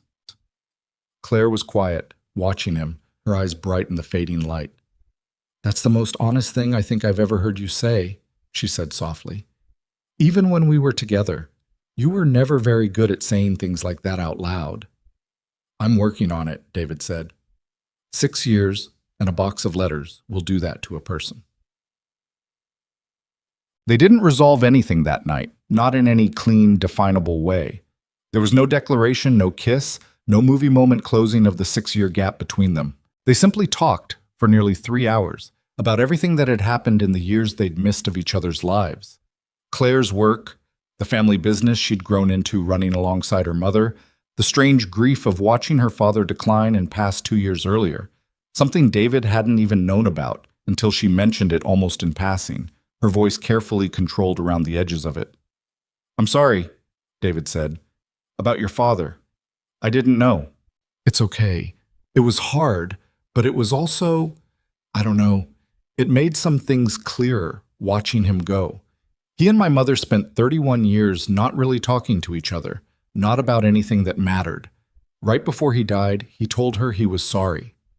For all of it. The silence, the distance, all of it. She told me about it afterward, crying, saying she wished he'd said it 30 years earlier instead of in a hospital bed with 2 weeks left." Claire looked out at the water. "I think that's part of why she gave you the letters, David. I think watching my parents waste 31 years not saying the true thing scared her into not wanting to watch us do the same." David thought about Victoria's words from that first afternoon. "I'm 61 years old and not getting any healthier," and understood now the full weight behind them, the specific grief that had pushed a careful, controlled woman into finally doing something reckless and honest. "I owe her a lot," David said, "more than I think I can properly thank her for." "She'll deny needing thanks," Claire said, almost smiling. "And then she'll secretly be thrilled you offered it. That's very much her." By the time they left the pier, the sky had gone fully dark, stars showing faintly through scattered clouds, the ocean a black expanse beyond the railing. Its sound the only constant thing in a night that had rearranged something fundamental in both of them. "I should get back to Eli," David said, standing beside his car. "Joan's been incredibly patient, but I don't want to push it." "Of course." Claire stood a few feet away, her arms wrapped around herself against the evening chill. "Thank you for tonight, David, for being honest, even the parts that were hard to hear." "Thank you for showing up," David said. "I wasn't sure you would, after how you found out about everything." "I almost didn't," Claire admitted. "I sat in my car outside this place for 10 minutes before I came in. But then I thought about my father, in that hospital bed, finally saying the true thing 2 weeks before it was too late to matter, and I thought, I don't want to be the person who waits that long. So I came in." David didn't know what to say to that, so he just nodded, something thick in his throat. "I'll call you," Claire said. "Not tomorrow. I need some real time, like I said, but I'll call you before you leave town, if you're still planning to." "I'd like that," David said.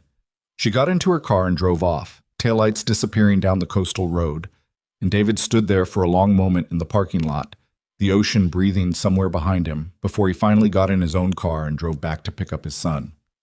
The next several days passed in a strange, quiet rhythm.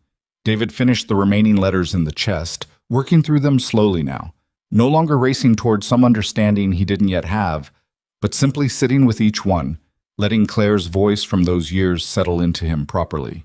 The last letter in the box was dated only 8 months earlier, recent enough that David realized, with a jolt, she'd still been writing them right up until Victoria had presumably retrieved the chest from wherever it had been stored, in preparation for this exact reckoning. "David, I don't know why I'm still doing this. Maybe it's habit. Maybe some part of me needs to believe that somewhere out there, even if you never read it, there's a version of the truth that exists outside my own head. I'm 31 now. I run half the company. I have a life that, from the outside, probably looks complete. I'm not sure it is. I think about you sometimes when I'm driving home late from the office, the same road we used to take to the coast that summer. I wonder if you ever drive roads that remind you of me. I wonder if you've forgiven yourself for whatever you've decided you did wrong, because I never properly forgave myself for what I did. I don't think I know how, honestly. I think that's something I need to figure out before I write you another one of these. Maybe this is the last one. Maybe it isn't. I never seem to know until I'm sitting here with the pen in my hand." David sat with that letter for a long time, the final one, dated months before Victoria had ever sent that first message. He thought about all the unspoken parallel grief that had existed in this town without either of them knowing. Claire writing letters that would never be sent. David building a life designed to outrun a guilt that wasn't entirely his. Both of them circling the same wound from opposite directions, never once colliding until an old woman decided she was tired of watching it happen. He spent the next few days mostly with Eli. Back to the beach, a trip to a small aquarium 2 towns over that thrilled his son to the point of incoherence. Slow mornings on the porch with coffee and cartoons. He felt lighter in a way that surprised him. The guilt he'd carried for 6 years no longer sitting in his chest like a verdict, replaced by something that still ached, but ached the way a healing wound aches, not an open one. Claire called on the 4th day, her voice steadier than it had been at the pier. "I've been thinking," she said, "about what you said, about setting the guilt down instead of forgetting it. And I think I want to try that too." A pause. "I talked to my therapist about everything. She thinks I've spent 6 years punishing myself in slow motion. Work, mostly, since that's the only thing I let myself fully invest in. She thinks it's time I stopped." "That sounds like good advice," David said. "It is. I hate that it took someone I pay $200 an hour to tell me something my own mother apparently figured out on her own, sitting alone in that house with a box of my secrets." David laughed. "Victoria's full of surprises lately." "She is," Claire agreed, something warm in her voice now. "I'm still a little angry with her, for the record, for keeping the letters, for not telling me before she gave them to you. I told her that. She accepted it without arguing, which honestly is the most un-Victoria thing I've ever seen her do." "She seemed determined not to repeat old patterns," David said, "whatever that costs her." "I think you're right." Claire was quiet for a moment. "I'd like to see you again before you leave. Properly, I mean. Maybe with Eli, if that's not too strange." David felt something loosen in his chest, something that had been held tight for longer than just this last week. "I'd like that. He'd probably want to tell you everything he's learned about sharks." "I look forward to the lecture," Claire said, and David could hear, unmistakably this time, the smile in her voice. They made plans for 2 days later. A simple afternoon at the beach. Nothing weighted with expectation. Just 3 people, however briefly connected, spending time in the same place without the past pressing quite so hard against the present. David hung up the phone and sat for a long moment on the porch, watching Eli build something elaborate and doomed out of sticks in the front yard, and felt for the first time since he'd driven into Millhaven like the ground beneath him had stopped shifting and settled into something he could actually stand on. He thought about the man who'd parked outside Sal's diner just over a week ago, unable to make his hands move toward the ignition, carrying a guilt he'd mistaken for the whole truth. That man felt distant now. Not gone exactly, but smaller somehow, less central to the story than he'd been for 6 long years. Tomorrow there would be more conversations, more careful steps toward whatever this was becoming, more time required before anyone could say with certainty what came next. But tonight, sitting on a sagging porch, with the ocean breathing somewhere in the dark, and his son building something out of sticks that would inevitably fall apart and get built again tomorrow, David Carter felt something he hadn't felt in longer than he could properly measure. He felt like a man who was finally putting something down that he'd been carrying for far too long. The morning of the beach meeting, David woke up before Eli for once, lying in the half-dark listening to the house settle around him, and found himself doing something he hadn't done in years, taking inventory of his own life without flinching from it. He thought about Richmond, the apartment that had never quite felt lived in, the job that paid well and meant little, the careful, controlled distance he'd kept from everyone who tried to get close since the divorce. He thought about how much of that distance had been architecture built on a single false belief, that he was a man who broke things simply by being himself, and the safest thing he could do for anyone he loved was leave before that became undeniable. He didn't believe that anymore. Not fully. Maybe not even mostly.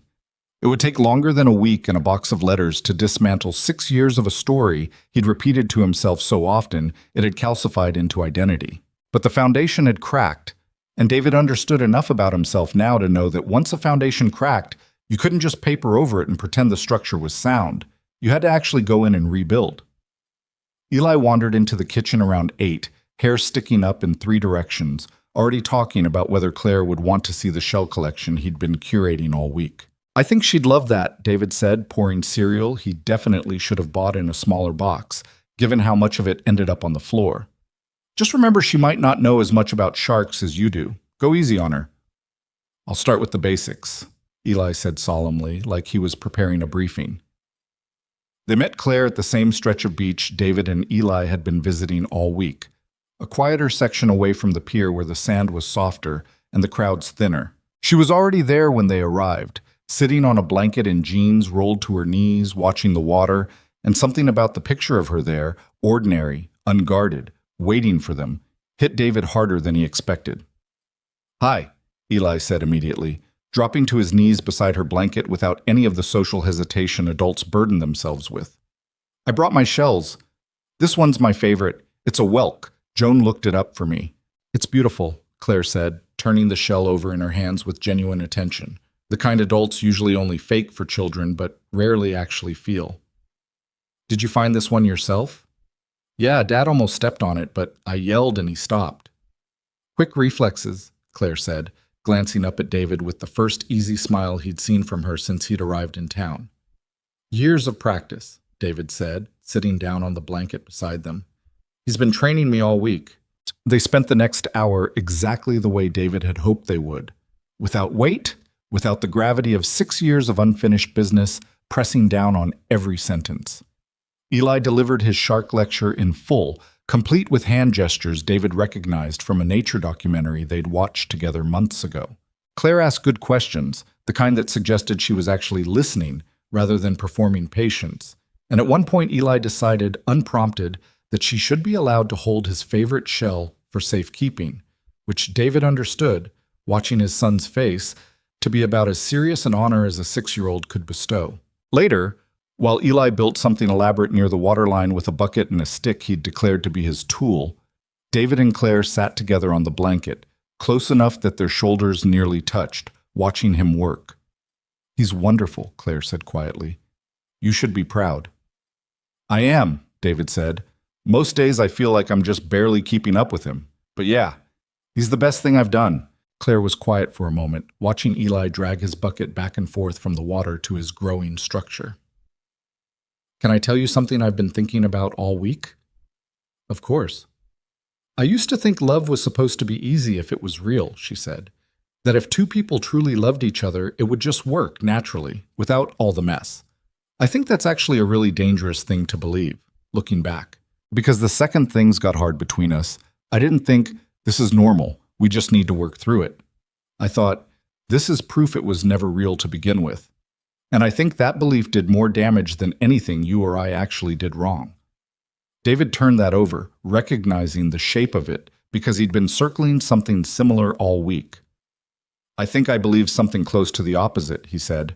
"I thought if love was real, it should be effortless for me to be good at it, patient, present, all the things I watched other people seem to do naturally.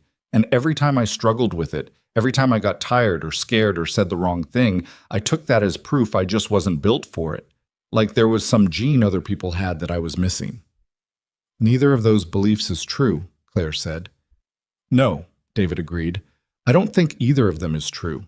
I think real love is just two people fumbling through something difficult, over and over, and choosing to keep showing up anyway. Nobody's actually good at it. I think the people who look good at it from the outside have just gotten better at fumbling without giving up." Claire smiled, a small, tired, genuine thing. "My therapist would probably frame that more clinically. But yeah, that's basically it." They sat there for a while longer, the ocean rolling in steady and unhurried beside them, Eli's voice occasionally rising in some narrated drama about his bucket fortress, and David felt something settle between them that hadn't been there even at the pier 2 nights before. Not resolution exactly, but a kind of ease, the comfortable quiet of two people who'd finally stopped performing for each other. "I have to go back to Richmond soon," David said eventually. "I've got Eli's school starting back up in a couple weeks, and work's been patient, but not infinitely patient." Claire nodded slowly, watching the water. "I figured. I wasn't going to ask, but I figured. I don't want this whatever this is, whatever we're rebuilding, I don't want it to just end because of geography," David said. But I also don't want to make promises right now that I'm not sure either of us is ready to keep. I think we both have a habit of moving too fast when guilt finally lifts, and I don't want to repeat old mistakes just wearing new clothes. That's fair, Claire said. I think I'd actually be more worried if you suggested something dramatic right now. Moving in together, some grand declaration, all of that. It would feel like we were trying to skip the part where we actually learn how to do this differently. So what do we do instead? Claire considered the question seriously, watching Eli stack wet sand with theatrical focus. I think we talk. Actually talk this time. Instead of writing letters we never send or building walls because we're scared of being a burden. I think you go back to Richmond and I keep doing what I'm doing here, and we see each other when we can, and we say the true thing instead of the easy thing, even when it's uncomfortable. We already know what happens when we don't do that. I can do that, David said. I want to do that.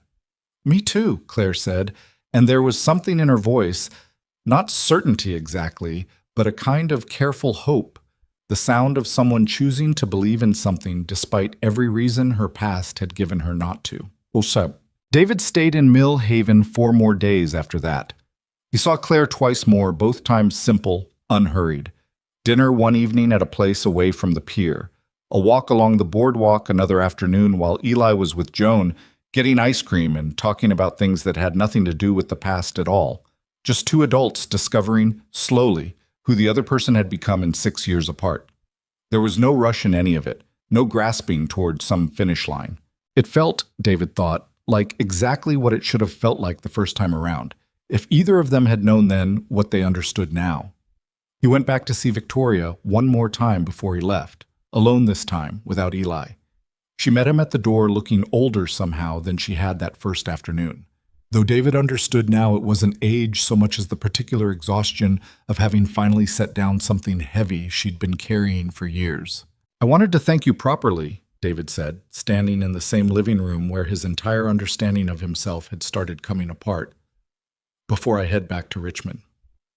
You don't owe me thanks, Victoria said, though David could see it landed somewhere real in her. I did something selfish, in its own way. I couldn't carry the weight of that silence any longer. You happened to be the one who needed the truth I was finally ready to give. Selfish or not, it changed everything, David said. I came here thinking I knew exactly what kind of man I was. Turns out I didn't know half of it.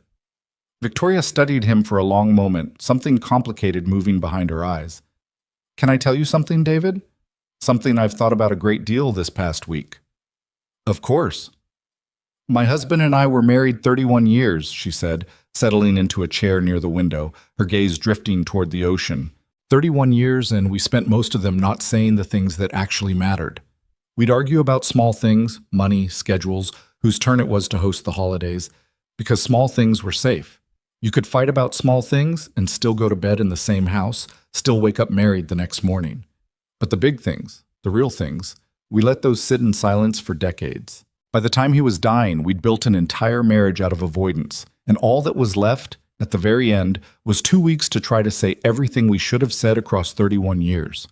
Her voice caught slightly, the only crack David had seen in her composure since the day she'd opened that wooden chest. I watched my daughter inherit that same instinct. I watched you, a young man who clearly loved her, get caught in the wreckage of a pattern that had nothing to do with you originally, but that you absorbed anyway, the way people absorb the patterns of the families they marry into. I couldn't fix what happened with my husband. It was too late for that. But I could stop pretending I hadn't seen what was happening with you and Claire, and I could do something about it, even years too late. David sat with that for a long moment. The weight of what she was telling him settling into something he understood now applied far beyond his own situation. I think that's the thing nobody tells you when you're young, he said slowly, that the patterns you grow up around become the patterns you live inside, even when you swear you'll do it differently. I think Claire and I were both just repeating things we learned without ever choosing to learn them. Exactly, Victoria said. Which is why I think what you two are doing now, slow, careful, actually talking instead of performing silence, matters more than either of you probably realizes. You're not just fixing what happened 6 years ago. You're breaking something that's been passed down a lot longer than that. David thought about Eli then. about the patterns his own son was absorbing simply by watching how his father moved through the world, the way David handled disappointment, the way he talked about his own mistakes, whether he modeled honesty or avoidance when things got hard. It struck him, sitting in that living room with the ocean light fading outside the windows, that this entire ordeal wasn't only about reclaiming his own understanding of the past. It was about what kind of foundation he was building for his son to inherit, whether he wanted to or not. "Thank you," David said again, because it felt insufficient, but it was also the truest thing he had. For everything, for the letters, for the courage it took to give them to me, for not letting silence win one more time. Victoria reached out and took his hand briefly, her grip steady despite everything. "Take care of that boy, David, and take care of my daughter, if she'll let you. She deserves someone who finally understands that love isn't a test you pass by being perfect. It's a test you pass by staying even when you're not." David left the Hale house that evening with something settled in his chest that hadn't been there in 6 years. Not peace, exactly. Not yet, but the beginning of it. The first real foundation for it. No. The night before David and Eli were set to drive back to Richmond, he sat down at the small desk in the rental house and wrote a letter of his own. Not to send anywhere, not to anyone in particular at first. He simply needed to put something down on paper the way Claire had needed to, all those years. A way of making sense of something too large to hold only in his head. "I used to think the worst thing a person could do was fail someone they loved. I spent 6 years believing I'd done exactly that I'd failed Claire so completely there was nothing left to do but disappear and try to become someone better somewhere else, someone who couldn't hurt her anymore because he wasn't around to do it. What I understand now is that failing someone isn't actually the worst thing. The worst thing is failing them and then refusing to ever look at it honestly, burying it under guilt instead of understanding, letting shame stand in for the harder work of actually learning what went wrong. I did that for 6 years. I let guilt do the job that honesty should have done, and guilt is a cheap substitute. It feels like accountability, but it doesn't actually teach you anything. It just makes you smaller. Claire and I didn't fall apart because either of us was unworthy of love. We fell apart because we were both so afraid of losing each other that we sabotaged the very thing we were trying to protect. I left because I believed leaving first was more honest than waiting to be left. She went quiet because she believed silence was safer than admitting how much she needed me. Neither of us was right. Neither of us was the villain. We were just two people who'd never been taught how to stay through the hard parts, doing the only thing we knew how to do when things got difficult, running in our own separate directions toward the exits we'd already built for ourselves before we ever needed them. I think about Eli a lot writing this. I think about what he's learning just by watching me, whether I show him a father who runs from hard things or one who stays and works through them, clumsily, imperfectly, but actually present. I don't want him inheriting the same fear I carried. I want him to know that love isn't supposed to be effortless. It's supposed to be worked at, stumbled through, repaired when it breaks, not abandoned the first time it gets difficult. I don't know exactly what happens next with Claire. I don't think either of us knows yet, and for the first time in 6 years, that uncertainty doesn't terrify me the way it used to. I think I finally understand that not knowing the ending isn't the same as being doomed to fail. Sometimes it just means you're finally brave enough to find out. He folded the letter and put it in his bag, not sure yet what he'd do with it. Maybe nothing. Maybe just keep it as a private marker of where his head had been on this particular night, in this particular town, at the end of this particular chapter. Some things, he was learning, didn't need an audience to matter. Some truths just needed to exist, written down somewhere, real. The morning they left, David and Eli stopped by the Hale house one more time. Claire was there, along with Victoria, both of them standing on the porch when David pulled into the driveway. And something about the sight of them together, mother and daughter, finally honest with each other after years of careful distance, struck David as its own small miracle, separate from whatever was happening between him and Claire. "You're really going," Claire said, walking down to meet him at the car while Eli ran ahead to say goodbye to Marisol, who'd apparently become something of a favorite over the course of the week. "Got to," David said. "School, work, the usual gravity of real life." "I know." Claire wrapped her arms around herself against the morning chill, the same gesture David had seen her do a dozen times now, though it no longer read to him as guarded the way it had that first night. Now it just looked like a habit, like something she did when she was thinking carefully about what to say next. I meant what I said, about talking, about doing this differently. Me too, David said. I'll call you tonight once we're settled back home, and I want you to know whatever pace this needs to move at, I'm not in a hurry. I spent 6 years rushing toward conclusions about things I didn't actually understand. I'd rather get this right slowly than get it wrong fast. Claire smiled, something soft and real in it. That might be the most grown-up thing I've ever heard you say. 6 years and a box of letters, David said. Apparently that's what it takes.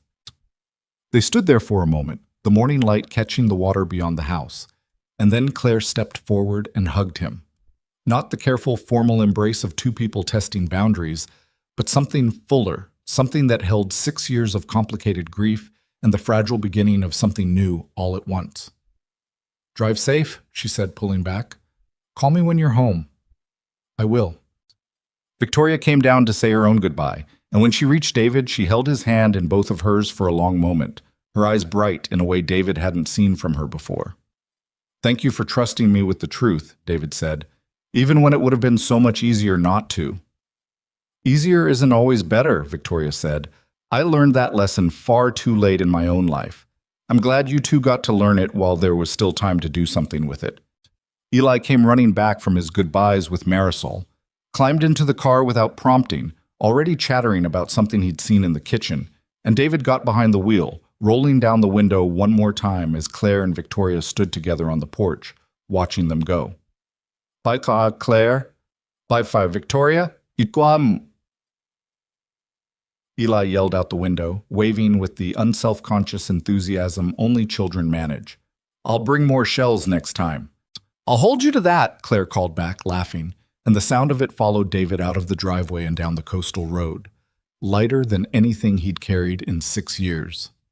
Before they left town for good, David pulled the car over at a stretch of public beach near the edge of Millhaven, the same gray Atlantic visible through a gap in the dunes that had greeted him the first morning he arrived. He hadn't planned the stop. It simply felt necessary, a final piece of something he needed to do before he let the town slip into the rearview mirror. One more beach? Eli asked, already unbuckling himself before David had fully parked. One more beach, David confirmed. They walked down through the dune grass together, David's hand wrapped around his son's smaller one, the wind coming hard off the water the way it always did this time of year, carrying salt and the particular cold clarity of a coastline that didn't care about anyone's timeline but its own. The waves rolled in steady, unhurried, the same way they had every single day David had been gone. Every single day he'd spent in Richmond convinced he was the sole architect of his own ruin. Every single night, Claire had sat at her kitchen table writing letters into a silence that never answered back. The ocean didn't know about any of that. It just kept moving, forward and back, patient in a way human beings rarely manage to be with each other. Dad, Eli said, looking up at him, sand already working its way into his shoes despite David's best efforts. Are you happy now? David considered the question with the seriousness it deserved. He thought about the man who'd parked outside Sal's diner a little over a week ago, unable to make himself turn the ignition off, carrying a story about himself that had calcified into something he mistook for fact. He thought about the chest of letters, about Claire's wet eyes in her mother's doorway, about Victoria's hand steady around his, about the slow unraveling of 6 years of guilt into something he could finally actually set down. Yeah, David said, and found, to his own quiet surprise, that he meant it completely. I think I am, Bud. Happier than I've been in a long time. Because of the letters? Partly because of the letters. David crouched down to Eli's level, the way he did when he wanted his son to know a conversation actually mattered. You know how sometimes you build something on the beach, and it falls down, and you think it's because you did something wrong? Eli nodded solemnly, clearly recalling several recent structural failures. Sometimes things fall down because of more than one reason, David said. Sometimes the wind helps knock it over too, or the tide came in faster than you expected, or somebody else stepped too close without meaning to. It's not always just one person's fault when something breaks. Understanding that, really understanding it, not just saying the words, that's what made me happier. Eli took this in with the focused attention he gave most abstract things adults tried to explain to him, processing it through whatever 6-year-old logic made the world manageable. So it's not bad that things fall down sometimes? No, David said, something catching in his throat as he said it, surprised by how much the simple exchange was landing somewhere deep and unexpected. It's not bad. What matters is whether you try to build it again, and whether you're honest about what actually knocked it down in the first place, instead of just blaming yourself for everything. Eli seemed satisfied with this, in the easy way children accept truths that adults spend years struggling to actually believe, and went running off toward the waterline to test some theory about how far he could get his feet wet before the cold became unbearable. David watched him go, watched the small, determined shape of his son against the vast gray water, and felt something settle into place that he understood. Finally, he would carry with him long after Millhaven disappeared behind them on the highway. He thought about all the years he'd spent believing that the measure of a man was how well he avoided ever breaking anything, how careful, how controlled, how perfectly he could manage his own heart so nothing ever shattered under his watch. He understood now that this had been the wrong measure entirely.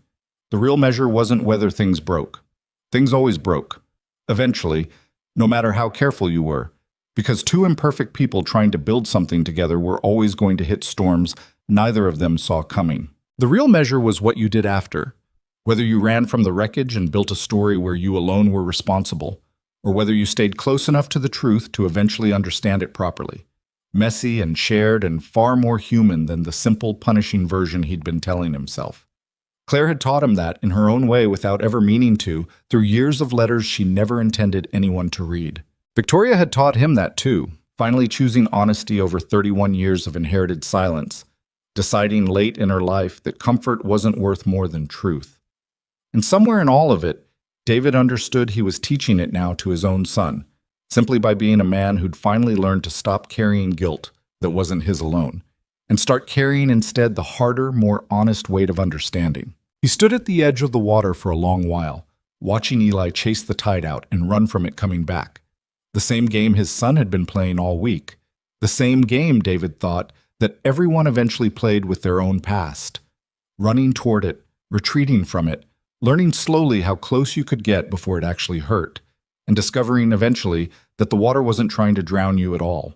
It was just doing what water always did, indifferent and patient, rewriting the shoreline a little more every single day, taking nothing personally, asking nothing of anyone except that they keep showing up to meet it.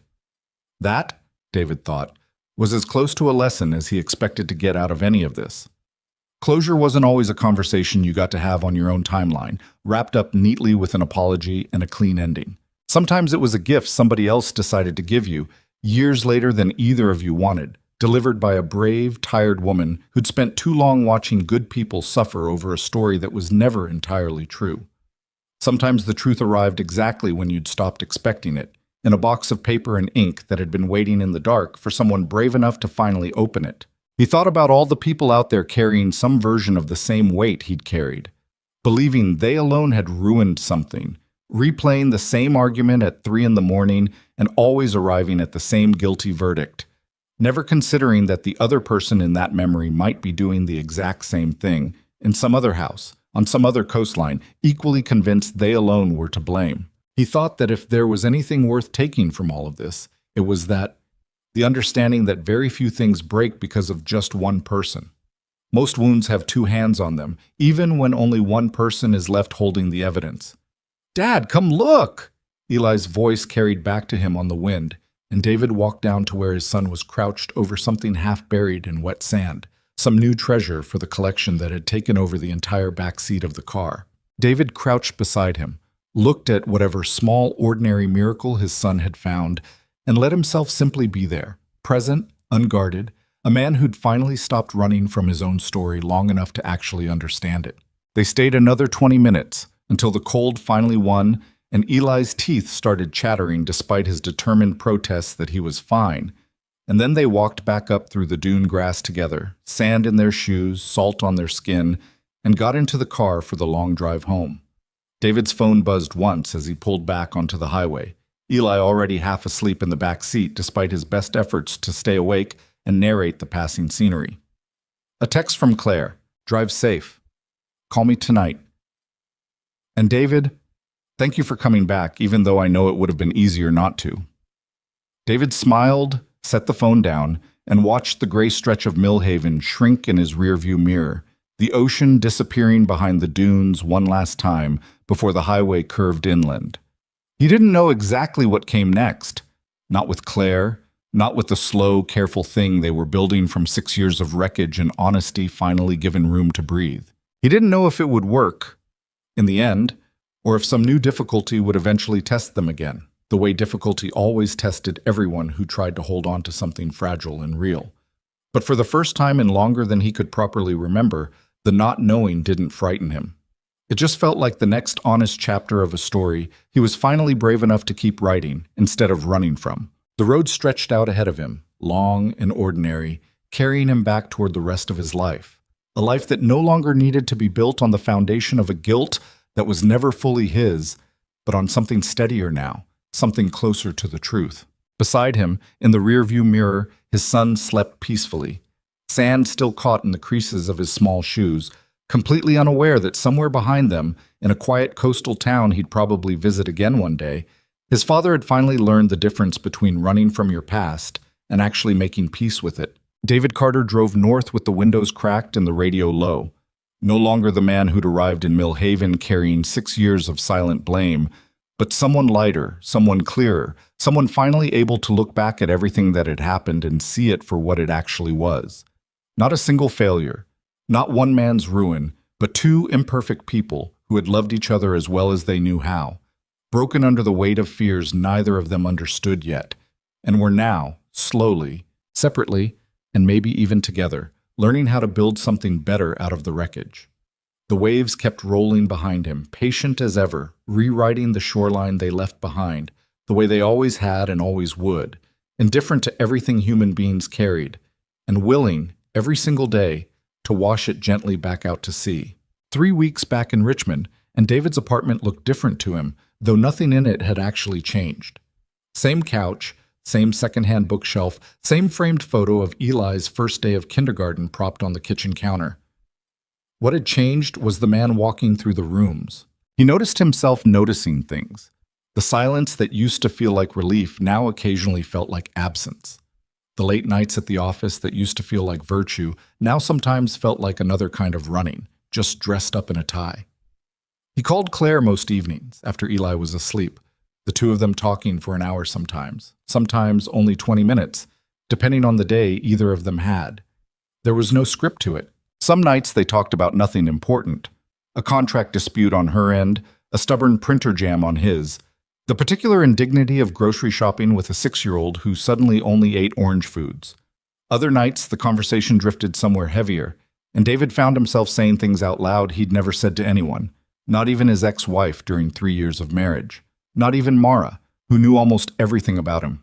"I think I was scared of being ordinary," he told Claire one night, lying on his couch with the lights off, the city humming faintly outside his window. "With you, back then. I thought if I worked enough, achieved enough, I could make myself into someone worth keeping. I never let myself just be a regular guy who loved you. I was always performing some better version, exhausting myself trying to be impressive instead of just being present." "I did something similar," Claire admitted. "I perform competence. Like if I never let you see me struggle, you'd never realize I needed you as much as I did. I thought needing someone made you breakable." "We were both so busy hiding," David said, "that we missed actually seeing each other." "We're not hiding now," Claire said, and there was something steady in her voice that hadn't been there even at the pier. "No," David agreed. "We're really not." It wasn't always easy.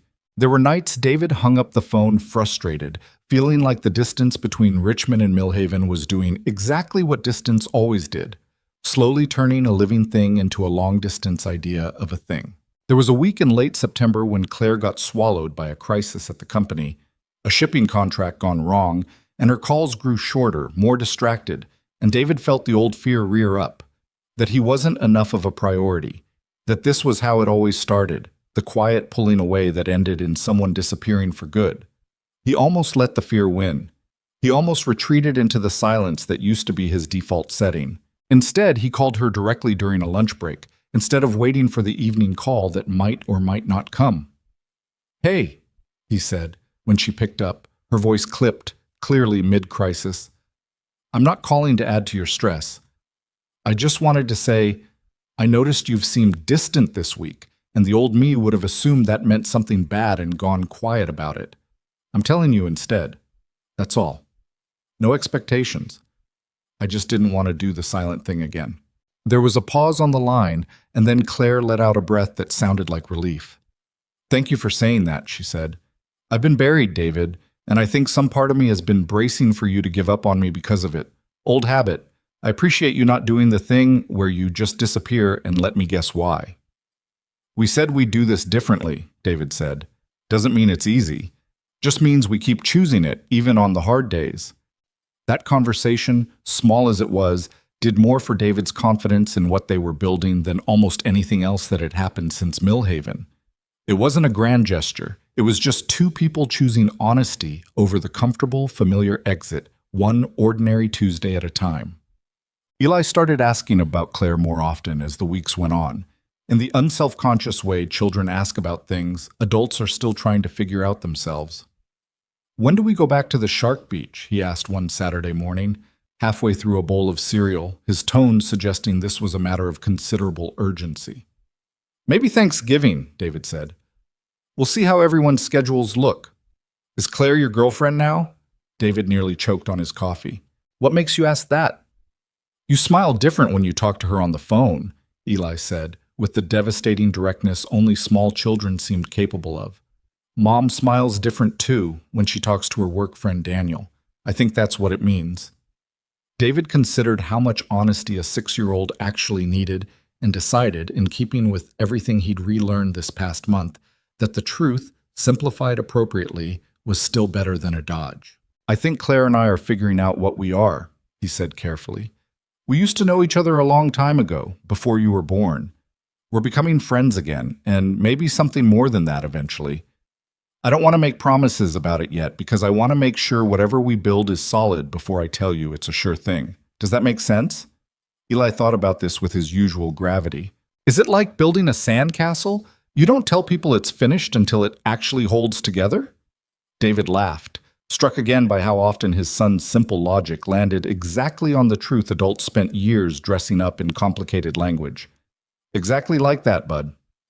"Okay," Eli said, apparently satisfied, and returned to his cereal as though the matter were now fully resolved. Thanksgiving came, and with it, the trip back to Millhaven that David had quietly been looking forward to since the morning he'd driven away with the ocean shrinking in his rear-view mirror. They stayed at Victoria's house this time. In a guest room, Victoria insisted on preparing herself, despite having a staff who could have done it twice as well. Claire met them at the door, and the embrace she gave David lasted a beat longer than the one in the driveway months earlier, something settled and certain in it now that hadn't fully existed before. Dinner that evening was the kind of meal David hadn't experienced in years. Not performative, not careful, just 4 people, including Eli, sitting around a table telling stories and laughing more than the topic strictly warranted. Victoria, David noticed, looked lighter than he'd ever seen her. The careful armor she'd worn that first afternoon almost entirely gone now, replaced by an ease that suggested honesty really had been worth whatever it cost her. "I want to say something," Victoria announced partway through dessert, tapping her wine glass lightly, drawing everyone's attention with the easy authority of a woman accustomed to commanding rooms.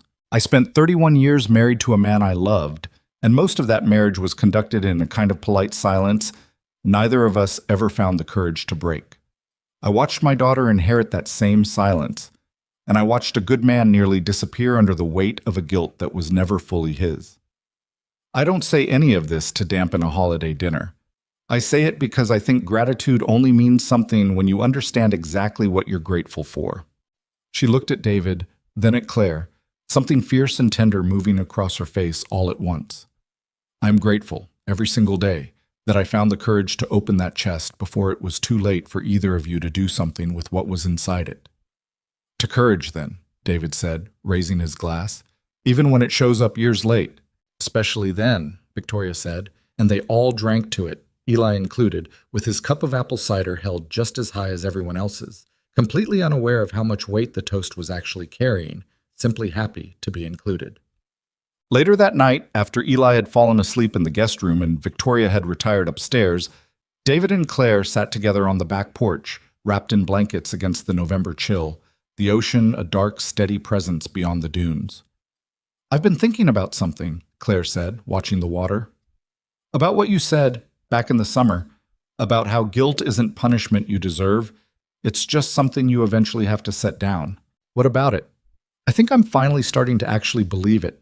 Not just understand it in my head, believe it, in my chest. The way you said it takes longer to do." She turned to look at him, the porch light catching the side of her face. "I used to think the letters were proof of how much I failed you. Now I think they were proof of how much I loved you, even when I didn't know how to say it the right way." But David reached over and took her hand, the gesture simple, unhurried, nothing performed about it. "I think that's exactly what they were." "Where does this go, David?" Claire asked, her voice quieter now, more vulnerable than he'd heard it since that first night in her mother's living room. "I'm not asking for promises. I want to know what you're hoping for, even if it's not certain yet." David thought about the question seriously, the way he'd learned to think about most things now, slowly, without rushing toward an answer, just to fill the silence. "I'm hoping we keep doing exactly what we've been doing," he said, "showing up honestly, even when it's inconvenient, calling instead of going quiet, letting Eli get to know you properly, at whatever pace feels right for him. I'm hoping, eventually, distance stops being the obstacle it is right now. Maybe I look for work closer to here. Maybe you expand the company's reach toward Richmond. I don't know exactly how it resolves logistically. But I know I don't want to lose this again because we were too scared to keep choosing it on the hard days." "That sounds like enough," Claire said softly. "More than enough, actually." They sat together for a long while after that, not talking, just present, the ocean rolling steadily beyond the dark dunes, indifferent and patient the way it always had been, the way it would keep being long after every person sitting on that porch had lived out whatever story they were currently building. Spring came eventually, the way it always does, indifferent to how slowly or quickly human beings manage to heal.